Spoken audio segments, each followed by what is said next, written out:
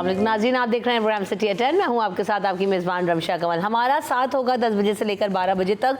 और सबसे पहले कराची वालों के लिए जनाब आज स्टार्टिंग में वेदर के हवाले से अच्छी खबर नहीं है, क्योंकि हम ये देख रहे हैं कि बहुत ज़्यादा गर्मी है। और जैसे आपको कहा था कि सूरज आंखें दिखाएगा, तो आंखें दिखा रहा है।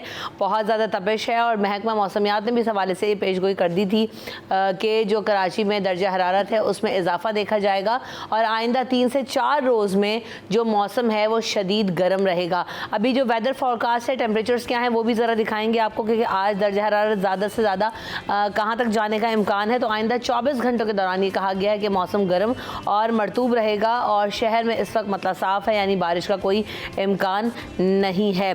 हवा में जो नमी का तनासुब है वो भी 83% तक है। आइए ज़रा दिखाएँ कि आज मौसम की क्या सूरत हाल रहेगी और टेम्परेचर्स क्या रहेंगे। दिखाइए। अच्छा जी, दिखाइए मौसम की जो सूरत हाल है। तो अगर कम से कम दर्जा हरारत की बात की जाए तो हमारे पास 31 डिग्री सेंटीग्रेड तक रहेगा, जो कि 11 बजे तक होगा। और जैसे जैसे दिन चढ़ता जाएगा 34 और 35 डिग्री तक जो है वो पारा जाने का इम्कान है। इसके अलावा आगे बढ़ते हैं। अगली खबर हमारे पास ये है कि मुल्क की इक़्तिसादी शहर कहलाने वाले शहर कराची में बिजली और गैस के जो मसाइल हैं वो बदस्तूर बरकरार हैं। 8 घंटों की गैस लोड शेडिंग हो रही है और इसके अलावा जो मुख्तलिफ इलाके हैं उनमें 3 से 10 घंटों की जो शेड्यूल है बिजली का, उसकी लोड शेडिंग का सिलसिला जारी है। कल एक बात हो रही थी तो पता चला कि एक इलाका ऐसा भी है मलरी के इलाके में जहाँ पर लोगों ने बताया कि 4 घंटे लोड शेडिंग का दौरानिया कर दिया है। तो कब बिजली जाती होगी और कब आती होगी ये तो फिर आप देख ही लें। और उसमें गैस की भी जो है वो लोड शेडिंग हो जाए तो ये डबल अजियत है इस वक्त आवाम के लिए। इसके अलावा सिंध असम्बली में करेंसी नोटों पर मोजदड़ों की तस्वीर बरकरार रखने की करारदाद को मंजूर कर लिया गया है। और ये कहा गया है कि जो MQM के रुकन है राशिद अली, उनकी जानिब से करारदाद पेश की गई थी जिसमें सिंध के तारीख़ी विरसे मोजदड़ों की तस्वीर को पाकिस्तानी करेंसी नोटों पर बरकरार रखा जाए। उन्होंने ये कहा था और इसको मुत्तफ़िक़ा तौर पर जो है वो मंजूर भी कर लिया गया। इसके अलावा जमात इस्लामी के रुकन मोहम्मद फ़ारूक हैं, उन्होंने एक करारदाद कसरत राय से मुस्तरद करवा दी गई जो कि ऑपरेटिव सोसाइटीज़ और में एडमिनिस्ट्रेटर मुकर्रर करने से मुताल्लिक थी। तो इसी तरह जो है और भी करारदाद थी। सुन्नी इत्तेहाद काउंसिल ने करारदाद जमा कराई कल जो जंगलात पर कब्ज़ों के ख़िलाफ़ थी और ऐवान की जानिब से रद्द कर दी गई। तो ये हमने कल जो पूरी कार्रवाई देखी वो हम आपको बता रहे हैं। इसके अलावा तामीराती सनत को फ़रोग़ देने के लिए आबाद और न्यू टेक में मुआहदा हो गया है। और सिलसिले में मुनक़्क़िदा तक़रीब में आबाद के चेयरमैन आसिफ समसम और न्यू टेक के रजिस्ट्रार ब्रिगेडियर सैयद अदनान कासिम ने मुफ़ाहमत की याददाश्त पर जो है वो दस्तखत भी कर लिए। और ये मुआहदा भी तय पा गया है कि आबाद के भरपूर न्यू टेक तामीराती शोबे के लिए आलमी मयार की तालीम और तरबियत से आलमी मयार की एक इंतहाई काबिल और मौसर अफरादी क़ुव्वत जो है वो मुहैया करेंगे। इसके अलावा जी फ्रांसीसी सफ़ीर की सिंध में मुतबादिल तवानाई के मनसूबों की तारीफ़ सरमायाकारी का इंदिया भी दिया है। और उन्होंने ये कहा है कि कराची में जो तवानाई के हवाले से मनसूबे चल रहे हैं, ख़ास तौर पर जो थर से कोयला निकालने का मनसूबा है, सोलर और विंड एनर्जी में सरमायाकारी है, उसको उन्होंने सराहा भी है और उसमें सरमायाकारी में दिलचस्पी का इजहार भी किया है। तो बड़ी अच्छी जो है ना वो ये ख़बर भी रही और साथ साथ जो है वो पूरा उनका विज़िट भी रहा। तो उन्होंने ये भी कहा कि नासिर हुसैन शाह साहब भी इसमें मौजूद थे। तो सुबह सिंध जो है वो मुतबादिल तवानाई के कुदरती ज़राए से मालामाल है, उनका ये कहना था। और इस सेक्टर में मुल्की और गैर मुल्की सरमायाकारों के लिए इंतहाई ज़रखेज़ है ज़मीन और बिल्कुल हम करना भी चाहेंगे, उन्होंने भी इंदिया दिया है। इसके अलावा हुकूमत ने कि इलेक्ट्रिक लाइसेंस मनसूख करके बिजली की खुद फराहम करें, सरबराह के इलेक्ट्रिक का ऐसा कहना है। और उन्होंने बड़ा एग्रेसिव जो है वो मौक़िफ़ अपनाया और उन्होंने कहा कि ठीक है हमारा लाइसेंस आप मनसूख कर दें, हुकूमत खुद जो है वो बिजली फराहम कर ले। सिंध असम्बली के खुसूसी कमेटी का इजलास हुआ था जहाँ पर ये बात हुई। हुकूमत और अपोजिशन से कमेटी अरकान और CO के इलेक्ट्रिक मोन सलवी जो है ने भी शिरकत की और यहाँ उन्होंने काफ़ी एग्रेसिव रिमार्क्स दिए। इसके अलावा तालीमी साल शुरू हुए 1 माह गुजर गया, सिंध टेक्स्ट बुक की किताबें जो हैं वो ताहाल दस्तयाब नहीं हैं, जबकि बोर्ड की तरफ से कहा गया था कि हमारी तरफ से जो जितनी भी किताबें हैं वो स्कूल्स में तमाम पहुंचा दी गई हैं। लेकिन अगर हम स्कूल्स में हालत देख रहे हैं तो वहाँ पर किताबें नहीं हैं और उर्दू बाज़ार में भी ये किताबें इस वक्त अवेलेबल नहीं हैं। इसके अलावा सिंध में ज़र अजनास की पैदावार और तकसीम के इदारे सिंध सीड कॉरपोरेशन में करोड़ों रुपए की बेज़ाब्तगियाँ देखी गई हैं। और हैदराबाद में 3600 एकड़ से ज़ायद ज़रई ज़मीन इस्तेमाल ना करने के सरकार को 36 करोड़ का नुकसान पहुँचाया और बजट की मंजूरी के बगैर 15 करोड़ से ज़ायद के मुख्तलिफ जो हैं वो अखराजात भी कर दिए हैं।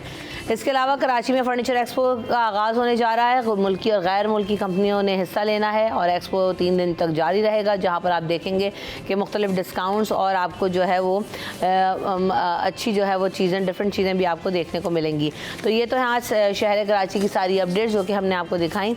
हमारे जो मेहमान हमारे साथ मौजूद हैं उनका तारुफ आपसे करवाते हैं। सबसे पहले कर रहे हैं मिराज अख्तर साहब, वेलकम टू द शो। अस्सलाम वालेकुम मिराज भाई, कैसे हैं? मैं ठीक हूँ, आप सुनाइए। अल्हम्दुलिल्लाह। जुमा मना रहे हैं? जी हाँ, बिल्कुल ज़बरदस्त। और साथ साथ जो है वो आज हमारे जो रिपोर्टर हैं नौमान गुल, वो भी हमें ज्वाइन करेंगे। अस्सलाम वालेकुम नौमान, आप कैसे हैं? वालेकुम अस्सलाम, बिल्कुल ठीक है, आप बताएं। अल्हम्दुलिल्लाह नौमान, बिल्कुल ठीक ठाक।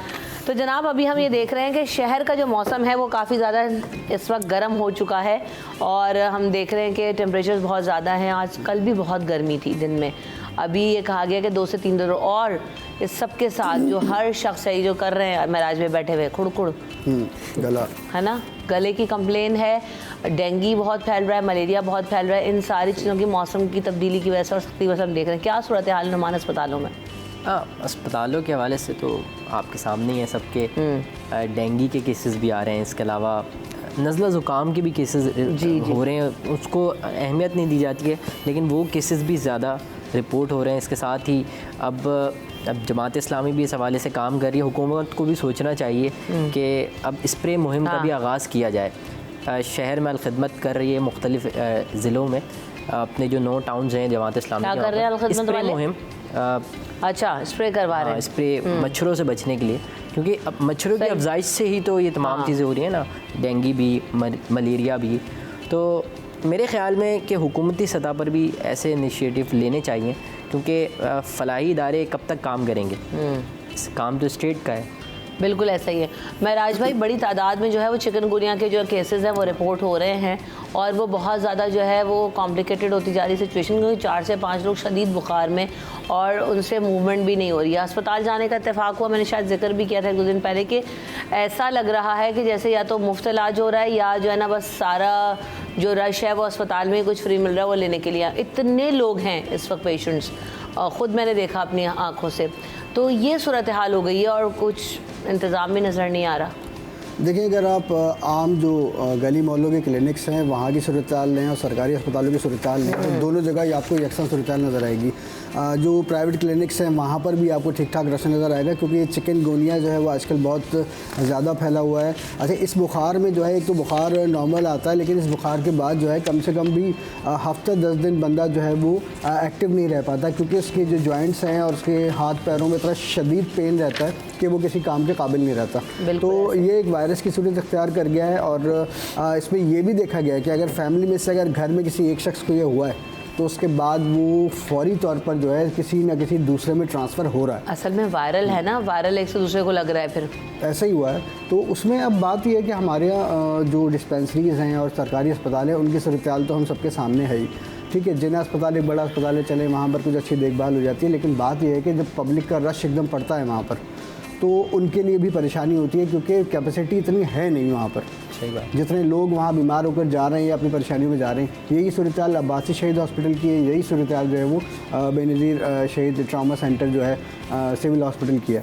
तो वहाँ पर भी रोज़ाना दर्जनों केसेस आ रहे हैं। डॉक्टर्स और पैरामेडिकल स्टाफ जो है वो अपने तौर पे अपनी मेहनत तो कर रहा है, लेकिन पब्लिक इतनी ज़्यादा है कि उनको वो एंटरटेन नहीं कर पा रहे हैं, उनका इलाज मुनासिब तरीके से कर नहीं पा रहे हैं। लेकिन बात यह है कि जो अवाम है उनका तो यही कहना है कि भाई हमें ख़ास तौर पे इलाज की सहूलत तो देने कम से कम, क्योंकि अब ये तो एक नागानी आफत की तरह ये चिकनगुनिया और ये डेंगू का जो भी मामला आया है, और इसकी जो बेसिक वजह जो सामने आ रही है वो भी हमें आपको मालूम है कि सफाई सुथराई का ना होना है। जगह जगह पर पानी और पड़ा हुआ है और खड्डे हैं सड़कों पे जो गड्ढे बारिश के बाद, बिल्कुल ऐसा ही। ये जो धूल उड़ रही है ना सड़कों पर, ये बारिश के बाद जो खड्डे बने, खड्डे के बाद अब जब गाड़ियाँ उन पर से गुजरती हैं तो एक अजीब सा माहौल आप देखेंगे सड़क पे चलते हुए, आगे आपको बिल्कुल धूल और धुआं सा नज़र आ रहा है। तो ये भी इफ़ेक्ट कर रहा है, इससे नज़ला ज़ुकाम खांसी ख़ासतौर पर गले की तकालीफ जो हैं उनमें इजाफा हो रहा है। अब देखना यह है कि इसमें सिंध गवर्नमेंट और जो सिटी हमारी गवर्नमेंट है जो मेयर कराची के अंडर में है, तो वो इसमें क्या करते हैं, क्योंकि अभी तक हमें कहीं भी जो है स्प्रे मुहिम होती हुई नज़र आई, जरासीम कुछ स्प्रे भी नहीं हो रहा, कोई मच्छर मार स्प्रे भी नहीं हो रहा। हालांकि पहले ये होता था कि अगर ऐसे कोई मामला हालात हो जाते थे तो हम देखते थे कि भाई टाउन्स की जानिब से जो है सुजुकियाँ बाकायदा निकलती थी और वो हर गली मोहल्ले में जाके स्प्रे करती थी, लेकिन अब तो वो भी बिल्कुल ख़त्म हो गया। बिल्कुल ऐसा ही है।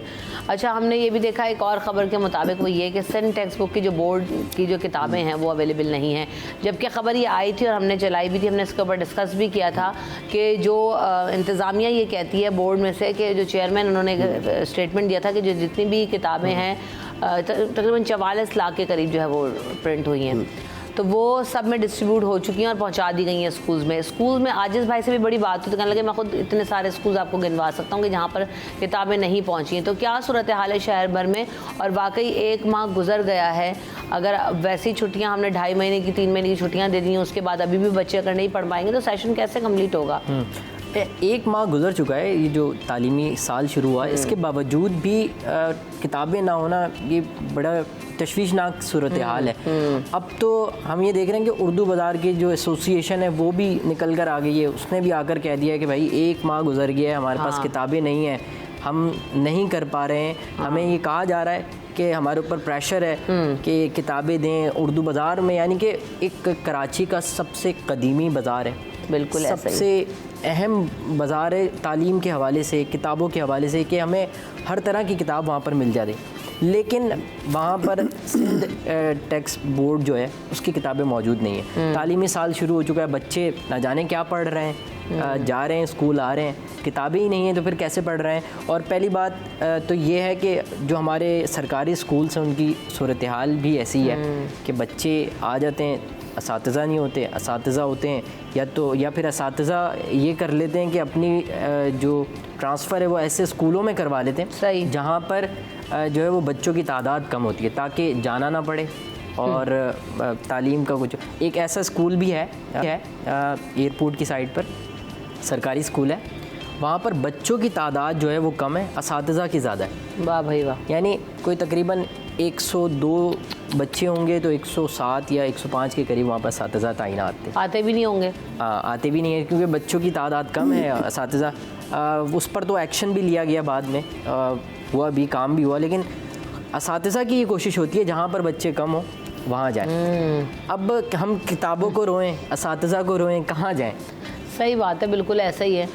ये जो मसला है ये हर साल का हो गया है महराज भाई, और इसके लिए मैं कहती हूँ कि कोई प्लानिंग नज़र नहीं आती कि आप पब्लिश करना है तो आज से आप स्टार्ट करें कि ठीक है डिज़ाइन होगा या वैसे तो कोई ऐसी तब्दीली नज़र नहीं आती निसाब में कि आप बोलेंगे बिल्कुल ही यकसा तब्दील हो जाता है हर साल, तो बहुत माइनर चेंजेस भी बहुत मुश्किल से ही होते हैं। तो आपने पता है कि आपने क्या प्रिंट करना है, आपने पहले से तैयारी क्यों नहीं करती? पूरा आपके पास 8-9 माह होते हैं एक सेशन आने के बाद भी दूसरे में, तो क्यों नहीं कर पाते भाई? क्या मसला क्या है? रमशा, इसमें मामला यह है कि थोड़ा सा अगर माजी में चले जाएं तो इस वक्त सिंध के बहुत सारे सरकारी इदारे ऐसे हैं जो कि मुबैना तौर पर करप्शन का शिकार हैं, और शिकार नहीं है बल्कि वहाँ करप्शन हो रही है मुबैना तौर पर। तो पिछले कुछ अरसे पहले भी एंटी करप्शन इस्टेब्लिशमेंट सिंध की जानिब से एक बहुत बड़ी इंक्वायरी कमेटी बैठी थी इसके ऊपर, और उन्होंने जो है वो सिंध टेक्स्ट बुक बोर्ड के जो अफसरान हैं आला, उनको नोटिस भी जारी किए थे और उनसे रिकॉर्ड मांगा था कि भाई आप लोग क्या काम करते हैं और साल में कितनी किताबें छपती हैं, कितनी ख़रीदारी होती है, मशीनरी कहाँ से लाई जाती है। लेकिन मैं आपको बताऊं कि उन्होंने एंटी करप्शन इस्टेब्लिशमेंट को जवाब नहीं दिया और फिर नामालूम सियासी दबाव की वजह से जो है वो इंक्वायरी भी दब गई। और ये आपने बिल्कुल ठीक कहा कि सिंध टेक्स्ट बुक बोर्ड का मामला ये आज का नहीं है, ये कई सालों से चल रहा है।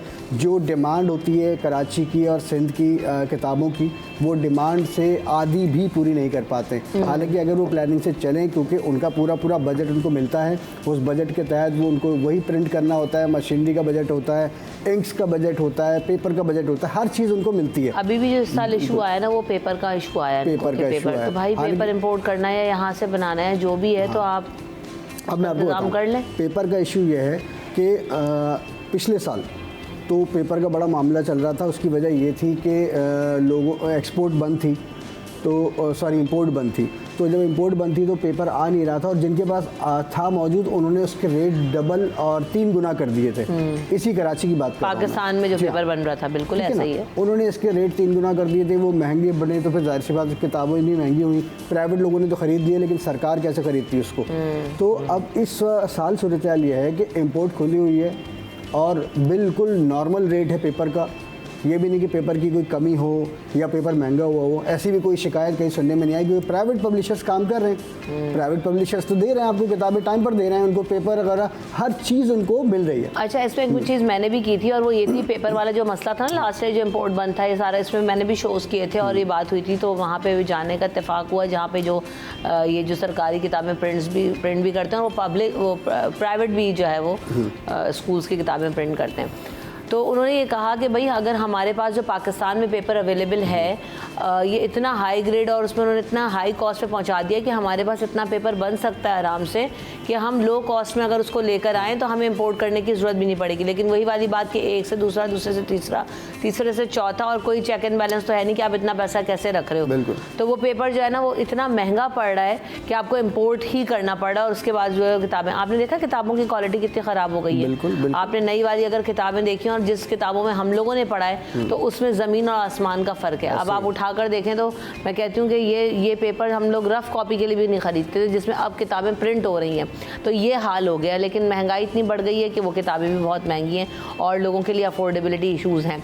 बहरहाल हम ब्रेक लेते हैं, ब्रेक के बाद वापस आएंगे तो मज़ीद जो है ख़बरें होंगी और उस पर डिस्कशन होगा आफ्टर दिस ब्रेक।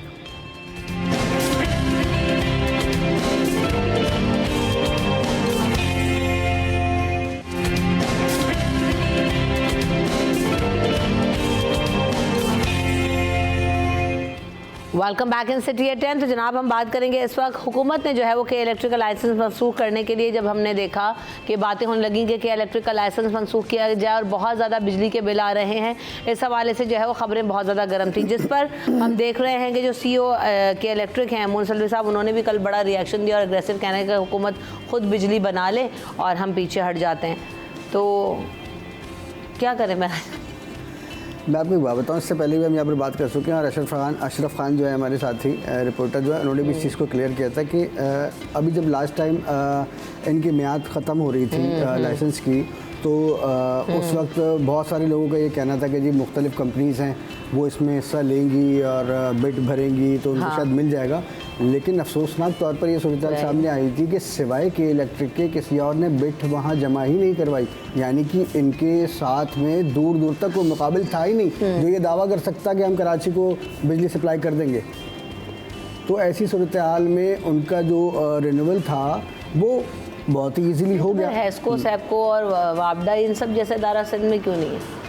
अब यहाँ पर असल में पहले यहाँ पर KESC जो कि कराची इलेक्ट्रिक सप्लाई कॉर्पोरेशन हुआ करता था, तो उसके बाद ये प्राइवेटाइज़ किया गया, क्योंकि उसमें भी मामला यही थे जो आज जिनसे हमें नबरदाज़मा होना पड़ रहा है बिजली की चोरी के। ठीक है, लेकिन जब आपने एक प्राइवेट कंपनी को ये मामला दे दिया तो प्राइवेट कंपनी ने जब वर्क शुरू किया तो उसको भी नहीं मसाइल का सामना आया। बहरहाल अब जो वो कहते हैं उनका जो मौक़िफ़ है मोहन सलवी साहब का और जो कि इलेक्ट्रिक का मौक़िफ़ आता है वो यही आता है कि भाई शहर में बिजली बहुत ज़्यादा चोरी हो रही है और हम तो चोरी को किसी मतलब सूरत बर्दाश्त नहीं करेंगे, उनको तो रिकवरी चाहिए, क्योंकि वो तो मतलब प्राइवेट कंपनी है ना, वो तो सब्सिडी खुद से दे भी नहीं सकती है। उनका ये मौक़िफ़ है। हमारे यहाँ प्रॉब्लम यह है कि कराची के मुख्तलिफ़ इलाके में आज भी बहुत सारे ऐसे हैं कि जहाँ पर बिजली की चोरी तवातुर से जारी है, और वहाँ पर जब टीम जाती है कुंडों के ख़िलाफ़ ऑपरेशन करने के लिए तो वहाँ पर ऑपरेशन नहीं हो पाता। ठीक है, दूसरी सूरत यह है कि आवाम में जो एक शदीद नफ़रत और गुस्सा इस वक्त भरा हुआ है, वो इस वजह से भरा हुआ है कि उन बिजली चोरों की वजह से उनके बिल्स जो है वो ज़्यादा आते हैं। ठीक है, फिर उसके ऊपर सरचार्जेस और मुख्तलिफ़ किस्म के टैक्सेस लग के वो बिल इतना बड़ा हो जाता है कि एक आम आदमी की जो है वो वाकई पहुँच से बाहर हो चुका है। लेकिन अब आप ये देखिए कि हमने पहले भी कहा था कि बैरूनी कुछ अवामिल हैं इसके पीछे कारफरमा जिनकी ताकत हासिल है कि इलेक्ट्रिक को, और कल जो सेशन में इन्होंने जवाब दिया है सिंध हुकूमत को, ये इस बात का गमाज़ है और इस बात को वाज़ेह करता है कि सिंध हुकूमत या वफाकी हुकूमत शायद इनका कुछ भी नहीं बिगाड़ सकती। अगर सब्सिडी दे सकती है तो वो खुद से दे सकती है, और इसका वाज़ेह जवाब उन्होंने दे दिया है कि जी अगर आपको हम पसंद नहीं आ रहे, हमारी सर्विसेज पसंद नहीं आ रही, तो आप हमारा लाइसेंस कैंसिल कर दें।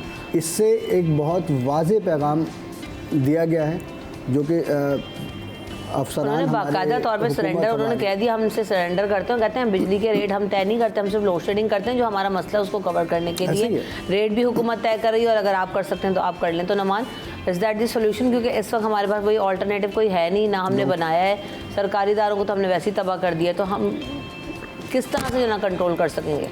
इसमें सोल्यूशन की अगर आप बात करेंगी तो सोल्यूशन तो हुकूमत के पास ही होना चाहिए, और काम भी हुकूमत का ही है। बिल्कुल अगर प्राइवेट कंपनी चला भी रही है कराची को, तो हमें कोशिश करना चाहिए जो दीगर कंपनीज़ हैं, जैसे चाइना की शंघाई है कंपनी, उसने भी उसने भी कोशिश की थी कि किसी तरीके से कराची में अपना काम शुरू कर सकें। तो इस तरीके की जो है, चाइना हमारा दोस्त है, अगर हम उसे करेंगे, बात करेंगे उससे, तो वो आके बिजली पैदा करने की यहाँ पर कोशिश करेगा, यहाँ पर भी हो सकता है। अवामी सतह पर इस वक्त के इलेक्ट्रिक को बहुत ही नापसंद किया जा रहा है, मुख्तलिफ इलाकों में एहतजाज हो जाते हैं। कहीं दूर ना जाएं, आपने मलीर की बात की स्टार्ट में, आप कहीं दूर ना जाएं, आप यहाँ कोरंगी अल्लाह वाला टाउन में 3-3 घंटे की 4 दफ़ा लोड शेडिंग है दिन में, रात में गैस गायब हो जाती है। शहरी ना रात को खाना बना पाते हैं, ना सुबह नाश्ता करके बच्चों को भेज सकते हैं स्कूल। और इसके अलावा लाइन्स एरिया जहाँ पर सबसे ज़्यादा बिजली चोरी होती है, इसमें कोई दो राय नहीं है कि वहाँ बिजली चोरी नहीं होती है बिजली चोरी।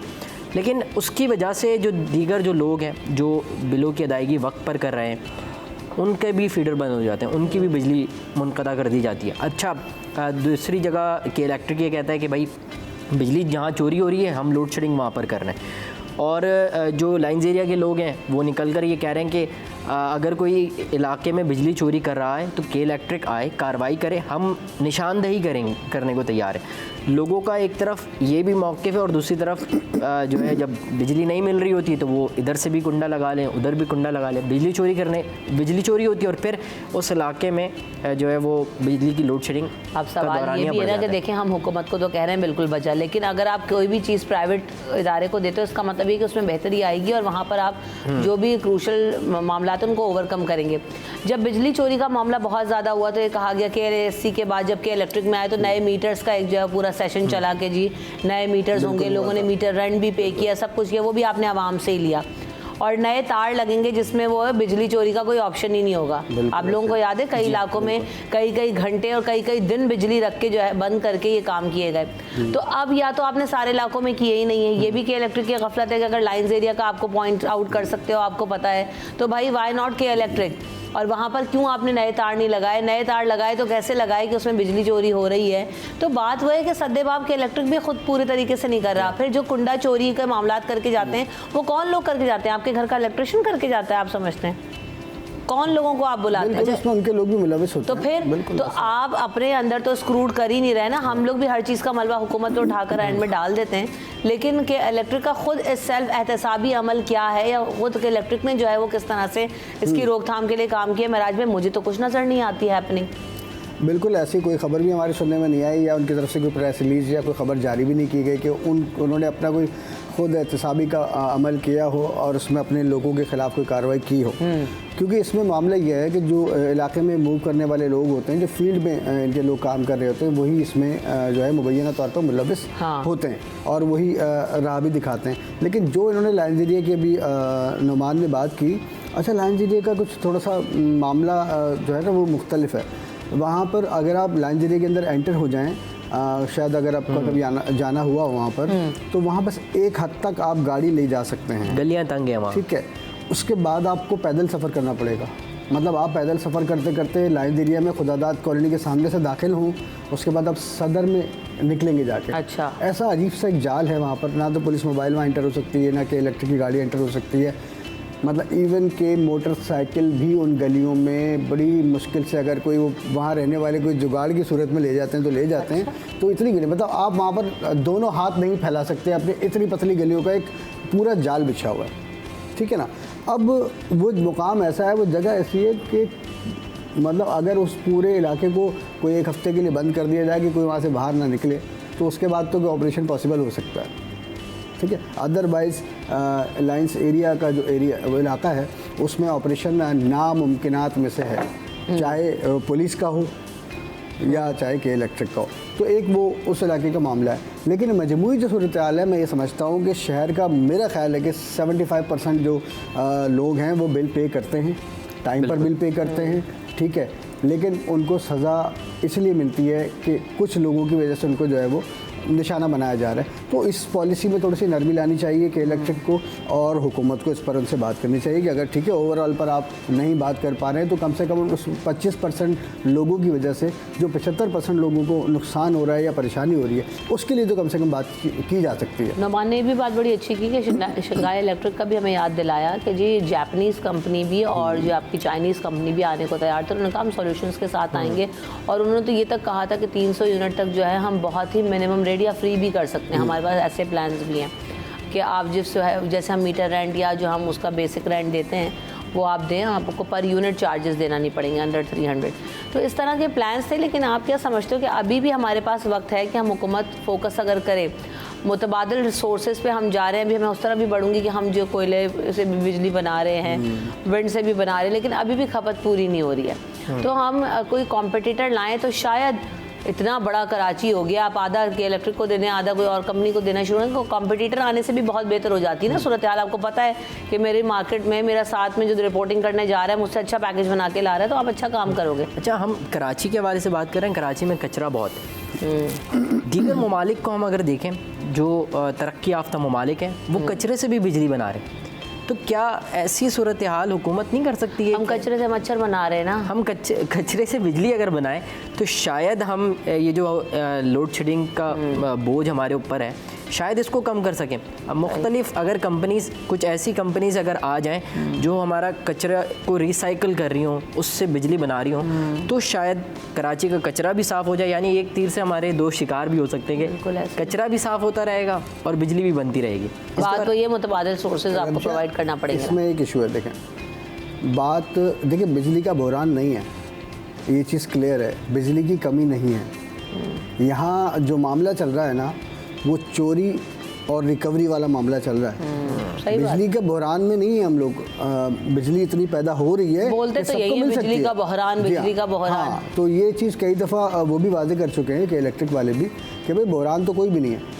मामला जो है वो रिकवरी और उसके बाद चोरी का है। तो अब उसको हल करने की तरफ खुद भी कुछ करें ना भाई। आप पहुंच जाए अदालत में, आप मदद मांग लें हुकूमत से कि आप हमारे इसमें साथ दें, या खुद कुछ करें। बात वही ना कि आपने भी एक जी फेस सेविंग के लिए ये मामला रखा हुआ है कि बिजली चोरी, कोई कार्ड है कि वो निकाल के खेलते हैं कि इलेक्ट्रिक वाले भी, और उसके पीछे छुप जाते हैं। तो बात ये कि अगर आप भी सिंसियरली कर रहे हो और आपने भी कुछ, वही वाली बात है कि आपने कितने इलाकों में जो है ना तार चेंज होने के बाद आपने देखा कि वहाँ पे चोरी नहीं हो रही, या जहाँ चोरी हो रही है वहाँ के इलेक्ट्रिक ने क्या किया है।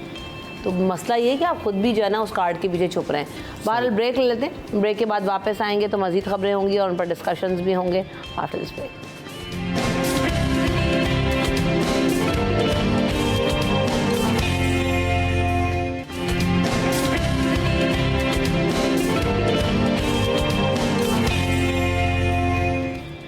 Welcome back in city at 10। तो आइए देखते हैं कि आज जो सब्जियों के रेट्स हैं वो क्या हैं और सब्जी किस कीमत पर मिल रही है। तो सबसे पहले सब्जियों के रेट्स पर नज़र डालते हैं।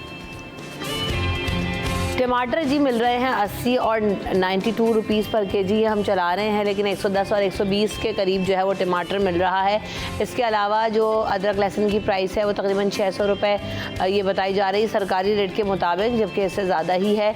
इसके अलावा अभी तो गाजर अवेलेबल ही नहीं है। और तुरई 30 रुपये किलो मिल रही है क्या? गलती से हो गया होगा। गलती नहीं हुई है गवर्नमेंट का। लौकी 30 रुपये किलो? नहीं भाई नहीं, 60 रुपये जो चल रही है। फूल गोभी भी 120 ये वो सरकारी रेट है। खीरा चला रहे हैं, खीरा मिल रहा है 100 120। भिंडी तो नहीं है भाई इस रेट पर। 180। और प्याज भी लो, प्याज कह रहे हैं 115। प्याज कितने रुपए किलो है आपको पता है? 160 रुपये आई थिंक। 200 रुपए किलो प्याज जो है वो चल रही है, आपको पता है ये बात? तो ये सरकारी रेट पे तो कभी हमने 170 रुपए किलो टमाटर। ये तो वो रेट है जिसको मतलब सुन के या तो खुश हुआ जा सकता है या फिर महराज भाई कह रहे गलत चल रहे होंगे। सरकारी रेट है जी, क्या करें। हद है। नौमान आप सब्जी खरीदते हैं? इत्तेफाक हो जाए कभी अगर छुट्टी हो घर पर तो वालदा कह देती हैं ले आते हैं कुछ। तो इस रेट पे कभी लाएं आप इतनी सस्ती? सरकारी रेट पर तो कभी कोई चीज़ नहीं खरीद सका। अच्छा, आप रिपोर्टर हैं, महराज भाई आप भी रिपोर्टर हैं, मैं खुद भी मीडिया पर्सन हूँ, तो हम सब जो है कहीं जाते हैं तो हम क्या लिस्टें मांगते हैं? वैसे आप लोगों की प्रैक्टिस है, कभी आपने चिकन वाले से पूछा हो, कभी आपने जो है वो सब्ज़ी वाले से कहा लाओ यार रेट दिखाओ, या ले आते हैं खामोशी से? अच्छा, मैं जिन दुकानों से सब्ज़ी के चिकन के हवाले से आपने बात की, तो चिकन की दुकान पर तो रेट लिस्ट तो पहले से लगा के रखते हैं साथ। वो तो अपनी तख्ती में कुछ भी लिख देते हैं, मुझे ऐसा लगता है आज उनका जो दिन जाता है चौक से लिखते हैं, वो चौक से लिख देते हैं, मिटा देते हैं। अच्छा, वो जो रेट लिखे हुए होते हैं उससे भी 10-15 रुपये 20 रुपये ज़्यादा ही होती है। वो झूठा रेट लिखते हैं ना भाई, वो 580 लिखते हैं, तो जब खड़े हो पूछो तो 650 रुपये में वो 1 किलो दे रहा होता है। फिर वो कहते हैं कि हम इसकी सफाई करते हैं, हम ये करते हैं, तो ये पैसे उसमें निकाल दिए। पता नहीं क्या क्या, रान बाजू का अलग है, टिक्के का अलग है, तो गर्दन वाली बोटी का अलग है, गोल्डन चिकन का अलग है, तो मतलब पता नहीं मुर्गी नहीं लेने गए, क्या लेने गए, सोना खरीद रहे हैं। नहीं, असल में देखें ये अगर कोई 10-15 साल पीछे चले जाएं तो उस वक्त ब्रायलर चिकन का ना इतना रिवाज नहीं था। हाँ, इतनी नहीं खाते थे लोग, तो गोश्त भी सस्ता था ना, अब तो गोश्त आप देख लें। सस्ता था। अच्छा, ब्रायलर मुर्गी आहिस्ता आहिस्ता जब सस्ती थी तो बहुत ज़्यादा बिकनी शुरू हुई।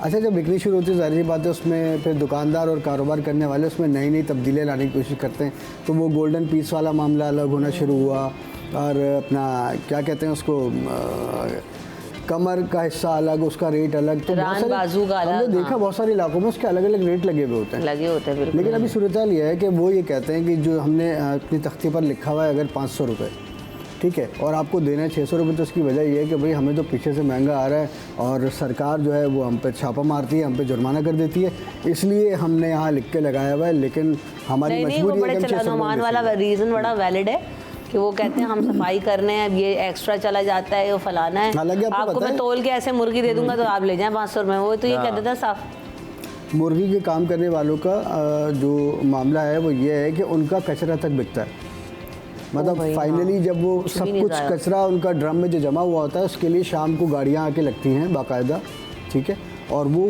कचरा क्योंकि फीड वीड बनती है उससे कोई ना, तो वो भी उनसे ख़रीद के ले जाती हैं। तो ये तो नहीं है कि वो नुकसान में जा रहे होंगे, लेकिन एक बात तय है कि हमारे यहाँ चेक एंड बैलेंस ना होने की वजह से जब फार्मर की मर्ज़ी आती है वो मुर्गी का रेट बढ़ा देता है, और जब होलसेलर की मर्ज़ी आती है तो वो बढ़ा देता है। अच्छा, सब्जी वाले से आपने कभी पूछा कि आप तुम्हारे पास रेट लिस्ट है? हाँ, क्या बोलते हैं? देखिए, इत्तेफाक है, मैंने तो नहीं पूछा है ना, बिल्कुल, और सब्ज़ी वाले से भी नहीं पूछा, और सब्ज़ी वालों के सबके रेट अलग होते हैं। जो शॉप के अंदर सब्ज़ी बेच रहा है उसका रेट अलग है, जो ठेले में बेच रहा है उसका रेट अलग है, और जो फेरी लगा के बेच रहा है उसका रेट अलग है। भी ऐसी जितनी फैंसी शॉप बना के बेचेगा ना, बस उसको दूर से आप समझ जाएं, जितना फैंसी उसने किया हुआ ना आप समझ जाए कि बस इसके पास जो छुरी है वो बड़ी तेज़ धार वाली है।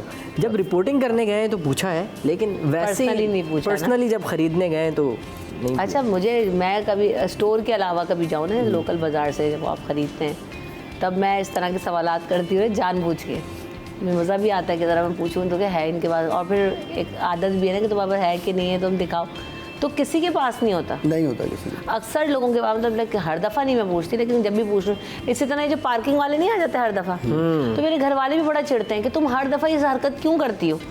मैंने कहा भाई ये तो मेरा राइट है, आप लोग क्यों चिढ़ते हैं? तो मतलब एक तो उनको चिढ़ाने के लिए भी कि थोड़ा सा क्या भाई, मतलब मैं गलत तो नहीं कर रही ना, और दूसरी बात है फिर आप जब उनसे पार्किंग का पूछे हैं कि भाई तुम्हारे पास स्लिप है, वो कहेगा ना वो गवर्नमेंट की स्लिप है मेरे पास या कुछ, मैं कहती हूँ जाओ लेकर आओ, मैं भी गाड़ी लगा के रखती हूँ, तुम लेकर आओ, फिर मैं पैसे दूंगी। फिर वो कहीं आता जाए, वो बाजी वो तो दूसरा बंदा लेके गया हुआ है, वो फलाना लेके गया हुआ है, फिर वो होती नहीं है उनके पास। कोई ले भी आता है जिसके पास KMC की स्लिप होती है, तो वो फिर जो है ना वो थोड़ा मैं उनके साथ टाइम लगाती हूँ कि जब है ही नहीं तो मैं क्यों दूँ। अच्छा, वो फिर बाहर, लेकिन अब मसला ये है कि हर बंदा एक जगह पे पार्किंग का पैसा लेने के लिए खड़ा हुआ है, तो और हम सब दिए भी जा रहे हैं, तो हमारी सोशल प्रैक्टिस भी यही है ना कि हम लोग पूछते ही कुछ नहीं है कि लाओ भाई लिस्ट दिखाओ, या चार्ज पार्किंग अगर तुम ले रहे हो तो लाओ मुझे एक स्लिप भी दो। सही बात है, हमारी प्रैक्टिस नहीं है। अच्छा, ये फ्रूट वालों का आपने देखा होगा, फ्रूट जो फरोख्त कर रहे होते हैं, तो कभी गौर कीजिएगा सबके लिए अलग रेट होता है उनका। किसके लिए? सबके लिए अलग अलग। आप गाड़ी में रोकें तो अलग, आप गाड़ी में गए तो आपको 300 रुपये बताए, ठीक है, आप मोटरसाइकिल पे गए तो आपको 250 रुपये बताए, साइकिल पे गए या पैदल घूम रहे तो वो 200 रुपये भी मामला लग जाएगा।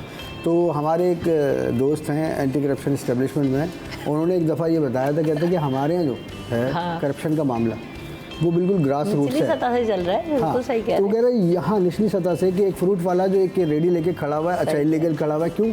वो पुलिस को पैसे दे रहा है हाँ, और हाँ, केएमसी को पैसे दे रहा है, करप्शन वहाँ से स्टार्ट है। उसके बाद वो पब्लिक के साथ क्या कर रहा है? तो कह रहे हैं जिस मुल्क में ये सूरत हाल हो कि ग्रास रूट से ही आप जो है ऊपर करप्शन में आ रहे हैं, तो फिर हम हुक्मरानों को तो गालियाँ मेरा ऐसी जी दे बात तो बड़ी तल्ख। हाँ जी नुमाना, आप मैं कह रहा हूँ कि फिर हम गाड़ी की दूर खड़ी करते हैं, पैदल जाते हैं, सब्जी लेकर आ जाते हैं, फल फ्रूट लेकर आ जाते हैं, फिर यही दें। मैं तो यही करता हूँ भाई। हाँ, मैं तो सदर में शीशा नीचे जाता करके हूँ। लेती हूँ, लेकिन इतनी बहस करके तो मुझे पता है कि रेट क्या है, तो दो उस रेट पे। जब भी वो भी महंगी कहता मिलती है आपको। अच्छा मुझे क्या कहते हैं बाजी आपको क्या पता मंडी में रेट कितना हाई है? सब्जी वाले एक दिन मुझसे बहस करता है, और मंडी में इतना महंगा मिलता है और बाजी 10-20 रुपये का।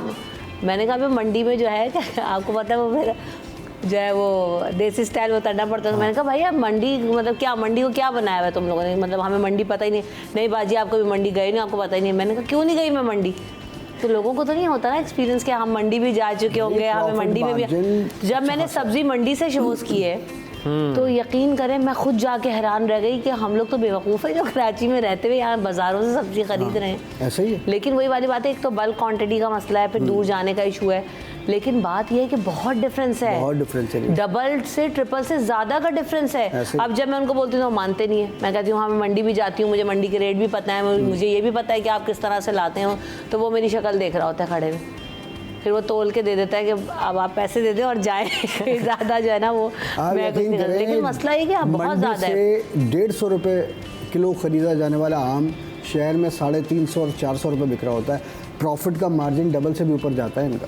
रोज़ाना की चीज़ें, लीमू, आप प्याज और आलू और ये टमाटर, इनके रेट देखें। अदरक लहसुन को जब हम चला रहे हैं कि मंडी से आप मंगाएं तो आपको किसी और रेट में मिलता है और बाज़ार में अलग रेट में मिल रहा है। इतनी छोटी छोटी चीज़ें, धनिया पुदीना ही आप देख लें, कितनी सी चीज़ें। आपने बड़ी बात की ना भी, अभी एंटी करप्शन वालों का आप जो जिक्र कर रहे थे, बात उनकी सही है, लेकिन एक बात बड़ी तल्ख मेरे दिमाग में आई थी और बड़ी ज़रूरी है कि हमारे ज़मीरों को उजागर करने के लिए भी कुछ कहना चाहिए। वो बात यह है कि देखें हम अपनी ना रग रग में करप्शन घोल रहे हैं और करप्शन का निवाला खिला रहे हैं बचपन से। ऐसे ही है। तो जब हम वही हलाल और हराम का चक्कर है ना कि जब हम जिस तरह का निवाला खिलाएंगे हमारी औलाद भी वैसी ही होगी। जो तो अब जब करप्शन करके एक सब्जी वाला, एक कपड़े वाला, एक छोटे पैमाने पे कर रहा हूँ, बड़े पैमाने पे कर रहा हूँ, चाहे मैं अपने काम से सिंसियर ना हूँ तो ये भी मेरी करप्शन है। सही बात कि मैं आऊँ और अपने भरपूर तरीके से डिलीवर ना करूँ तो ये भी करप्शन है। तो हम इसको अंडरस्टैंड ही नहीं कर रहे और अपनी औलादों को खिलाए जा रहे हैं। वो जो तुम आम बेच के नाजायज़ मुनाफाखोरी करके खिला रहे हो तो अगली नस्ल से क्या एक्सपेक्ट करते हो? बहुत ईमानदार होगी? नहीं होगी। और कुरान भी इस बारे में कह रहा है कि जैसा आपने वाला खिलाएंगे, हलाल और हराम की तमीज़ नहीं करेंगे, आप नाजायज़ मुनाफाखोरी करेंगे, कुरान में खुले अल्फाजों में लिखा है कि आप पनप नहीं सकते। तो बहरहाल जब तक हम खुद ही अल्लाह ताला से जो है ना वो लड़ रहे हैं और इस तरह हम ग्रो नहीं कर सकते। ब्रेक लेते हैं, ब्रेक के बाद हाजिर होंगे।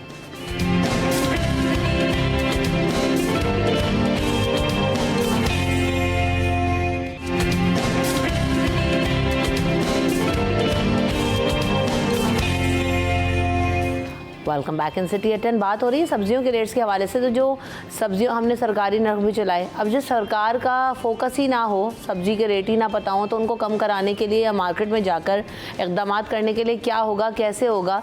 तो ये सवाल हम बारहा करते हैं। ऐसा ही एक सवाल लेकर पहुंची हमारी जो रिपोर्टर हैं सिंध असम्बली में और उन्होंने पूछा कि सब्जियों के रेट्स क्या हैं। तो जवाब क्या मिले, आइए ज़रा देखते हैं।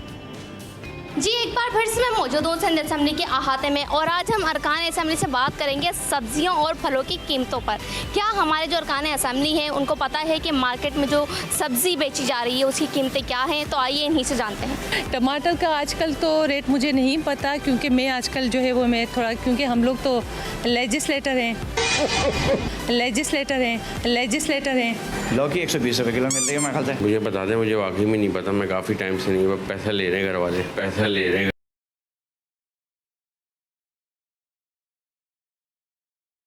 दूध तो मेरे ख्याल से 220 या 240 रुपये चल रहा है। ये मुझे अभी नहीं पता क्या मिल रही है पानी के साथ। ये तो आप हमारी वो कर रही हैं यार, नहीं, मुझे ऐसे रेट तो नहीं पता है क्या है, लेकिन मेरे ख्याल में 200 के करीब तो ज़रूर होगी। इस तरह से तो चल ही रही है। टमाटर के रेट 200 के करीब ही होगा। दूध लीटर वो भी 200 से ऊपर ही है। गोभी भी सब महंगी है। मैं सब्जी नहीं बेचता हूँ, मुझे पालक। ओके। हर कोई खरीदता है सब्जियों के बगैर अब रहते कैसे? ऊपर नीचे हो रहा है, इन्फ्लेशन हो रही है। जी, तो जैसा कि अरकान असेंबली की बातें आपके सामने हैं, किसी ने लगाए तुक्के के रेट तो किसी ने बताया कि वो सब्जियां नहीं खरीदते। ये कराची की आवाम ही है जो रोज़ाना महंगाई का सामना करती है और मुख्तलिफ चीज़ों से लड़ती है। कैमरामैन उस्मान मुस्तफ़ा के साथ अक्सर शाहिद, सिटी 21। वाह अक्सा वाह, क्या आपने जो है ना पोल खोले, मज़ा आ गया देख के। लेकिन बात ये कि क्या है तमाशा? तो बात यह है ना कि जैसे अभी आपने मुझसे पूछा, इनसे पूछा, ये हफ्ते में एक दफ़ा सब्ज़ी खरीदने जाते हैं। भाई मैं सब्ज़ी खरीदती हूँ, मुझे पता है। तो इसी तरह वो जो अरकान असम्बली है, जाहिर सी बात है वो भी सब्ज़ी खरीदने नहीं जाते होंगे, तो उनको भी रेट का पता होना मुमकिन नहीं है। और इसमें जाहिर सी बात है वो नीचे का जो अमला है उसको तो शायद पता होगा, लेकिन हर आदमी तो ग्रोसरी नहीं करता, या हर बंदा जो है वो खुद सब्ज़ी खरीदने के लिए बाहर नहीं निकलता है। ये वजह भी तो है। मेराज भी मेरा ख्याल है कि ये आवाम के नुमाइंदे हैं, अवामी नुमाइंदे हैं, तो उन्हें पता होना चाहिए ना कि क्या चल रहा है महंगाई के हवाले से नहीं मालूम, इन्हें सब्जियों के हवाले से नहीं मालूम, तो फिर आवाम क्या सोचती होगी? आवाम क्या कहेगी कि हमने इन्हें वोट दिया, हमने असम्बली भेजा, अगर इन्हें सब्जियों का ही नहीं पता, महंगाई पे कंट्रोल नहीं कर पा रहे। अच्छा, इसमें दो चीज़ें हैं कि ये है, लेकिन बात ये है कि देखिए जब हम अवामी मसाइल की बात ही नहीं, चले एक आधा होता ना, आप कहते हैं यार चलो एक आधे ने नहीं खरीदी। ख़वातीन को उमूमन महरून-उन-निसा साहिबा कह रही है, मैं लेजिस्लेटर हूँ, हैं, तो ख़वातीन को उमूमन पता होता है कि यार क्या चल रहा है मेरे घर में। कद्दू टमाटर अगर वो नौकर भी लाता है तो आपको पता होता है कि यार तुम कितने टमाटर लाए हो, तो तुम 1000 रुपये लेकर जा रहे हो तो कितने जो है चीज़ें लेकर आओगे, या आप इतने शाह खर्चे हैं कि आप हज़ारों रुपये दे देते हैं और उसके बाद पूछते भी नहीं है पलट के कि तुम करके क्या आ रहे हो, काला कर रहे हो, सफ़ेद कर रहे हो, कितने रुपये में ला रहे हो। तो फिर तो अन्य वाह आपने खर्ची करनी है, तो फिर वही वाली बात, पैसे लिए जा रहे हैं। वो उनका अच्छा था शारिक जमाल साहब का, पैसे लिए जा रहे घर वाले, वो जेन्युइन था बिल्कुल कि बेचारे वो तो पैसे दिए जा रहे, अब कहाँ से और कितने की सब्जी आ रही वो उन्हें नहीं पता। अच्छा, तो मेक सेंस। जो आवाम ने वोट दिया वो भी यही बताकर लिए गए ना वोट के, हम महंगाई को कम करेंगे, हम महंगाई के खिलाफ आवाज़ उठाएंगे। महंगाई के हवाले से अरकान असम्बली को नहीं मालूम। अच्छा, कितने दिन हमने ये भी असम्बली की भी खबर मैंने शुरू में शेयर की थी ना, कितने दिन करेंसी नोटों में मोहनजोदड़ो की तस्वीर हो के ना हो, इस पे बात हो रही है, ठीक है, और फलानी पता नहीं एक और क्या चीज़ें, मतलब बहुत ही इर्रेलेवेंट सी बात। लेकिन आपने कभी देखा है सब्जी और महंगाई और बिजली और पानी पे जो है वो एहतजाज हो रहा? सुन्नी इत्तेहाद कौंसिल ने कहा जंगलात पर कब्जों के खिलाफ थी। अच्छा भाई ठीक है, ये भी मसले हैं, लेकिन आपकी जो है टॉप प्रायोरिटी क्या है उस पर बात करें। पे नहीं आ रहा कोई बात है। खस्ता हाल सड़कें, पानी, बिजली, गैस। एडमिनिस्ट्रेटर आपने लगाने कोऑपरेटिव सोसाइटी में, आपको उसकी पड़ी है? जो आपके लगे हुए एडमिनिस्ट्रेटर कहाँ हैं, वो कहाँ बैठते हैं, उनको तो ढूंढ ले ये कौन है। जमात इस्लामी, जो आपकी जमात इस्लामी जहाँ से आपने शुरू किया था। Thank you Naman for coming in the show. और महराज भाई आपका भी शुक्रिया कि आप आया, आपने इतना वक्त, इतने अरकान असम्बली की इतनी साइड लिया आपने। इस हवाले से साइड है मेरे पास, खुद नहीं जा सकते ना खरीदारी करने, तो फिर उनको क्या पता होगा। मुझे लगता है आपके दोस्त हैं सारे। हाँ, मुबैना तौर पे दोस्त, मुबैना दोस्त। ब्रेक ले लेते हैं, ब्रेक के बाद हाजिर होंगे अगले सेगमेंट में।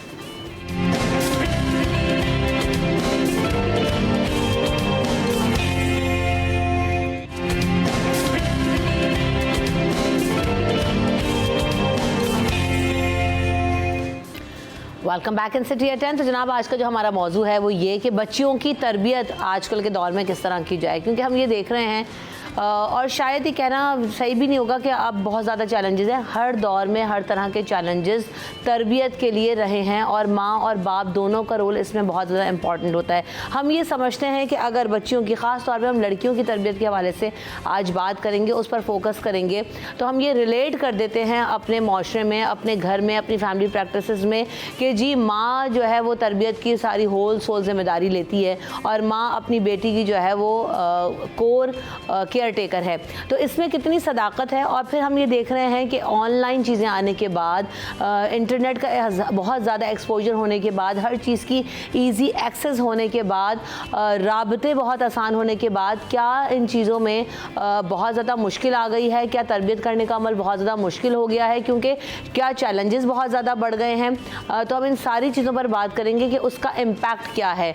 हम मुख्तलिफ प्लेटफॉर्म्स पर देख रहे होते हैं कि जो हमारी बच्चियाँ हैं जिस तरह से अपने अपने आप को पोर्ट्रे कर रही हैं, तो क्या वो ठीक है, नहीं है, इसको किस हद तक जो है वो करने देना चाहिए, नहीं करने देना चाहिए, और इसमें रोल क्या हो सकता है सही और गलत सिखाने का, इस पर बात करेंगे। और हमारे स्पीकर्स हमारे साथ होंगे। मेरे साथ डॉक्टर इमरान यूसुफ साहब मौजूद हैं। Welcome to the show. अस्सलाम वालेकुम इमरान भाई। और साथ साथ जो है वो अफजल नौरीन साहब अभी मेरे साथ शामिल गुफ्तगू होंगी, मोटिवेशनल स्पीकर हैं, सोशल एक्टिविस्ट हैं। और जो है वो सरवत अस्करी आप अभी हमारे साथ होंगी, आप सब जानते ही हैं। Welcome to the show. अस्सलाम वालेकुम। वालेकुम अस्सलाम।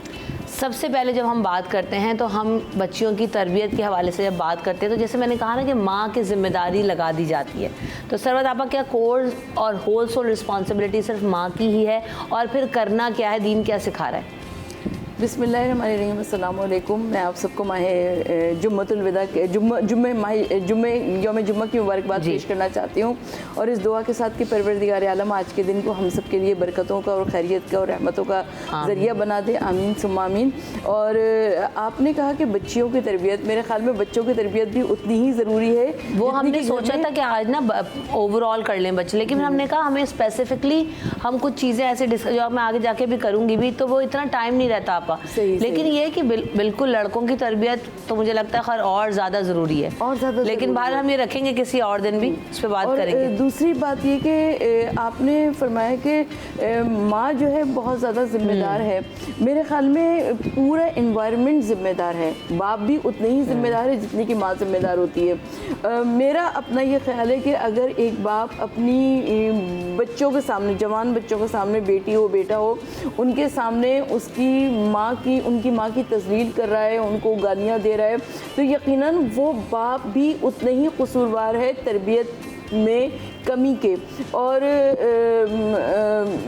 यकीनन हमको इस बात को पेश नज़र रखना चाहिए कि इस्लाम हमें हमेशा हम्बल का दर्ज देता है, और जबकि रवादारी का दर्ज दिया करता है। तो मुझे जैसे लगता है कि आजकल क्योंकि दीन से दूरी नज़र आती है, जिन लोगों में दीन से दूरी है उसकी वजह से हमको सारी परेशानियाँ, मुश्किलात नज़र आती हैं, और जहाँ पर दीन से क़ुरबत नज़र आती है, इस्लाम से क़ुरबत नज़र आती है, वहाँ पर इतनी मुश्किलात और इतनी परेशानियाँ नहीं है, वहाँ पर आसानियाँ ही आसानियाँ हैं। बिल्कुल ऐसा ही है। इमरान भाई आपकी इस बारे में क्या राय है? देखिए, हम जिस चीज़ को अहम समझते हैं उसको वैल्यू कहते हैं, उसको इक़दार कहते हैं। मोहब्बत, दीन, तालीम, इज़्ज़त, अस्मत, इफ़्फ़त, नींद, सेहत, ये सब हमारी वैल्यूज़ हैं। तो what is important for us is a value. ये इक़दार तब्दील होती हैं। कल जिस चीज़ की तरजीहात हमारी थी, आज हमारी वाली तरजीहात नहीं है। एक टाइम के ऊपर हलाल और हराम बहुत बड़ी तरजीहात होती थी, अब नहीं है। सेहत एक बड़ी तरजीहात होती थी, मगरिब के बाद घर के अंदर सारे मौजूद होते थे, अब नहीं है। एक सोने का टाइम होता था, एक साथ खाने का टाइम होता था, एक साथ नमाज़ पे जाने का टाइम होता था। वो तरजीहात हमारी तब्दील होती रहती है ना। तो जब हमारी तरजीहात तब्दील हो रही हैं तो इसी तरीके से ये कि ट्रांजिशन हर वक्त एक ट्रांजिशन पीरियड होता है। एक जनरेशन से दूसरी जनरेशन में एक नई ट्रांजिशन होती है, उसके बाद एक नई ट्रांजिशन होती है। आप जितने पीछे चले जाएंगे आपको एक ट्रांजिशन पीरियड नज़र आएगा। ये इंफॉर्मेशन एज आने के बाद एक नया ट्रांजिशन पीरियड है कि जहाँ पे ये जो बच्चियाँ हैं अब इनका एक्सपोजर बहुत ज़्यादा है। अच्छा, अब वो वैल्यू सिस्टम जो हमारे जहन में था कि ये बच्ची के ऊपर तीर की आंख रखनी है, इसको बेटे को नहीं डांटना है, इसको हर हाल में डांटना है, क्योंकि इसको दूसरे घर जाना है, क्योंकि इसको घरदारी करनी है, क्योंकि इसको बच्चे पालने हैं, क्योंकि इसको सास ससुर की खिदमत करनी है, that is totally changing now. आज आपकी बच्ची, आप चाहें भी तो इसमें तैयार नहीं है। वो इस बात के लिए भी तैयार नहीं है कि मुस्तकबिल के अंदर मुझे इस बात पे अहमियत देनी है कि मेरी रोटी कितनी अच्छी पकाऊंगी। वो इस पे तैयार नहीं है। आपको ही पता है कि इस वक्त एजुकेशन के साथ उसको फील्ड में जाना है। जिस तरह से ये ट्रांजिशन हो रहा है उस तरीके से अब दोनों को काम करना है। लड़के ने भी काम करना है, लड़की ने भी काम करना है। ये हो ही नहीं सकता कि 50% आबादी अगले 50% आबादी को पाले, ये मुमकिन नहीं है अब। तो जब आप इस लेवल के ऊपर जाएंगे और उसको स्कूल के अंदर बराबरी का एक्सपोजर देंगे तो फिर आप ये तफरीक नहीं कर सकते कि लड़के के लिए कुछ अलग जाविया नज़र होगा, लड़की के लिए अलग जाविया नज़र होगा।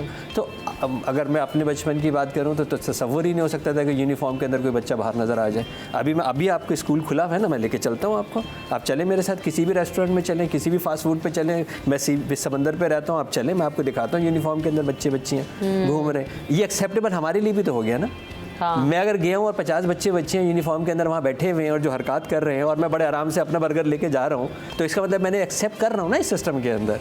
तो ये जो वैल्यू ट्रांजिशन सिस्टम हुआ है उसके अंदर हमारे, क्योंकि हम बच्चियों के ज़्यादा कंसर्न है, मगरिब तो बच्चा बच्ची को फ़र्क नहीं समझता, हम क्योंकि बच्ची पे ज़्यादा कंसर्न है तो इसलिए शायद हम आज बात भी कर रहे हैं कि बच्चियों के फोकस को यार बच्चियों के साथ क्या करें। लेकिन अब ये हमें समझना होगा कि ये जो ट्रांजिशन पीरियड है जिसमें ये वैल्यू सिस्टम चेंज हो रहा है, इसमें सिर्फ बच्चियाँ नहीं चेंज हो रही ना, अम्मा नहीं चेंज हो रही, अब्बा चेंज नहीं हो रहे हैं, वो भी तो चेंज हो रहे हैं ना। वो क्या 2 फ़ोन लेके नहीं घूम रही हैं? क्या वो किटी पार्टी में नहीं जाती हैं? क्या उनके अपने ग्रुप्स नहीं हैं? क्या उनकी चिट चैट नहीं है? क्या उनके फैशन नहीं है? क्या उनकी सारी चीज़ें चेंज नहीं हुई हैं? क्या आप ये कह रहे हैं कि जी हमारी टिपिकल माँ चेंज नहीं हुई है? ऐसा तो नहीं है ना। यंग मदर चेंज नहीं हुई है, ऐसा तो नहीं है ना। बच्चे हों या बच्चियाँ हों, वो सिर्फ कॉपी करते हैं। ये ध्यान में रख लें कि दे ओनली कॉपी, किसी ना किसी को कॉपी कर रहे हैं वो। अच्छा, जब हम अपनी अम्माओं को भी सुनते हैं ना, जैसे अब वो हमें अपने बच्चे पालता हुआ देख रही हैं और देखती हैं कि कितना जो है ना बच्चे कभी कभी फर्स्ट क्रिएट कर देते हैं और अम्माओं को कितना परेशान, तो खुद भी कहती हैं कि भाई, मैं भी सवाल करती हूँ कि हम लोग भी ऐसे ही थे या क्या, तो कहते हैं कि ऐसे नहीं थे तुम लोग जैसे ये तुम्हारे बच्चे आजकल। लेकिन अभी उनको भी कभी नानी और दादियों के सर पर छोड़ दिया तो खुद भी सर पकड़ के बैठते कि तुम लोग इनको कैसे हैंडल करते हो, क्योंकि बच्चे बहुत हाइपर है। और फिर वही वाली बात कि हम ट्रांजिशन फेज और जिस तरह से हम अपनी प्रेगनेंसीज गुजार रहे हैं उतने ही मोबाइल स्क्रीन के साथ, उतनी ही हाइपर एक्टिव लाइफ, तो बच्चा भी उतना ही हाइपर एक्टिव आ रहा है, डिलीवर हो रहा है और आँख खोल के माँ को देख रहा है। तो बात यह है कि अब जैसे अब इतना डिफरेंस आ चुका है, अब उस डिफरेंस के साथ अकोमोडेट कैसे करना है। जैसे पहले की माओं का, मतलब मेरी अम्मा ने अगर आँख दिखा दी है या कान भी पकड़ लिया है तो बस वो एक्सट्रीम हो जाता था कि ऐसा कैसे हो गया।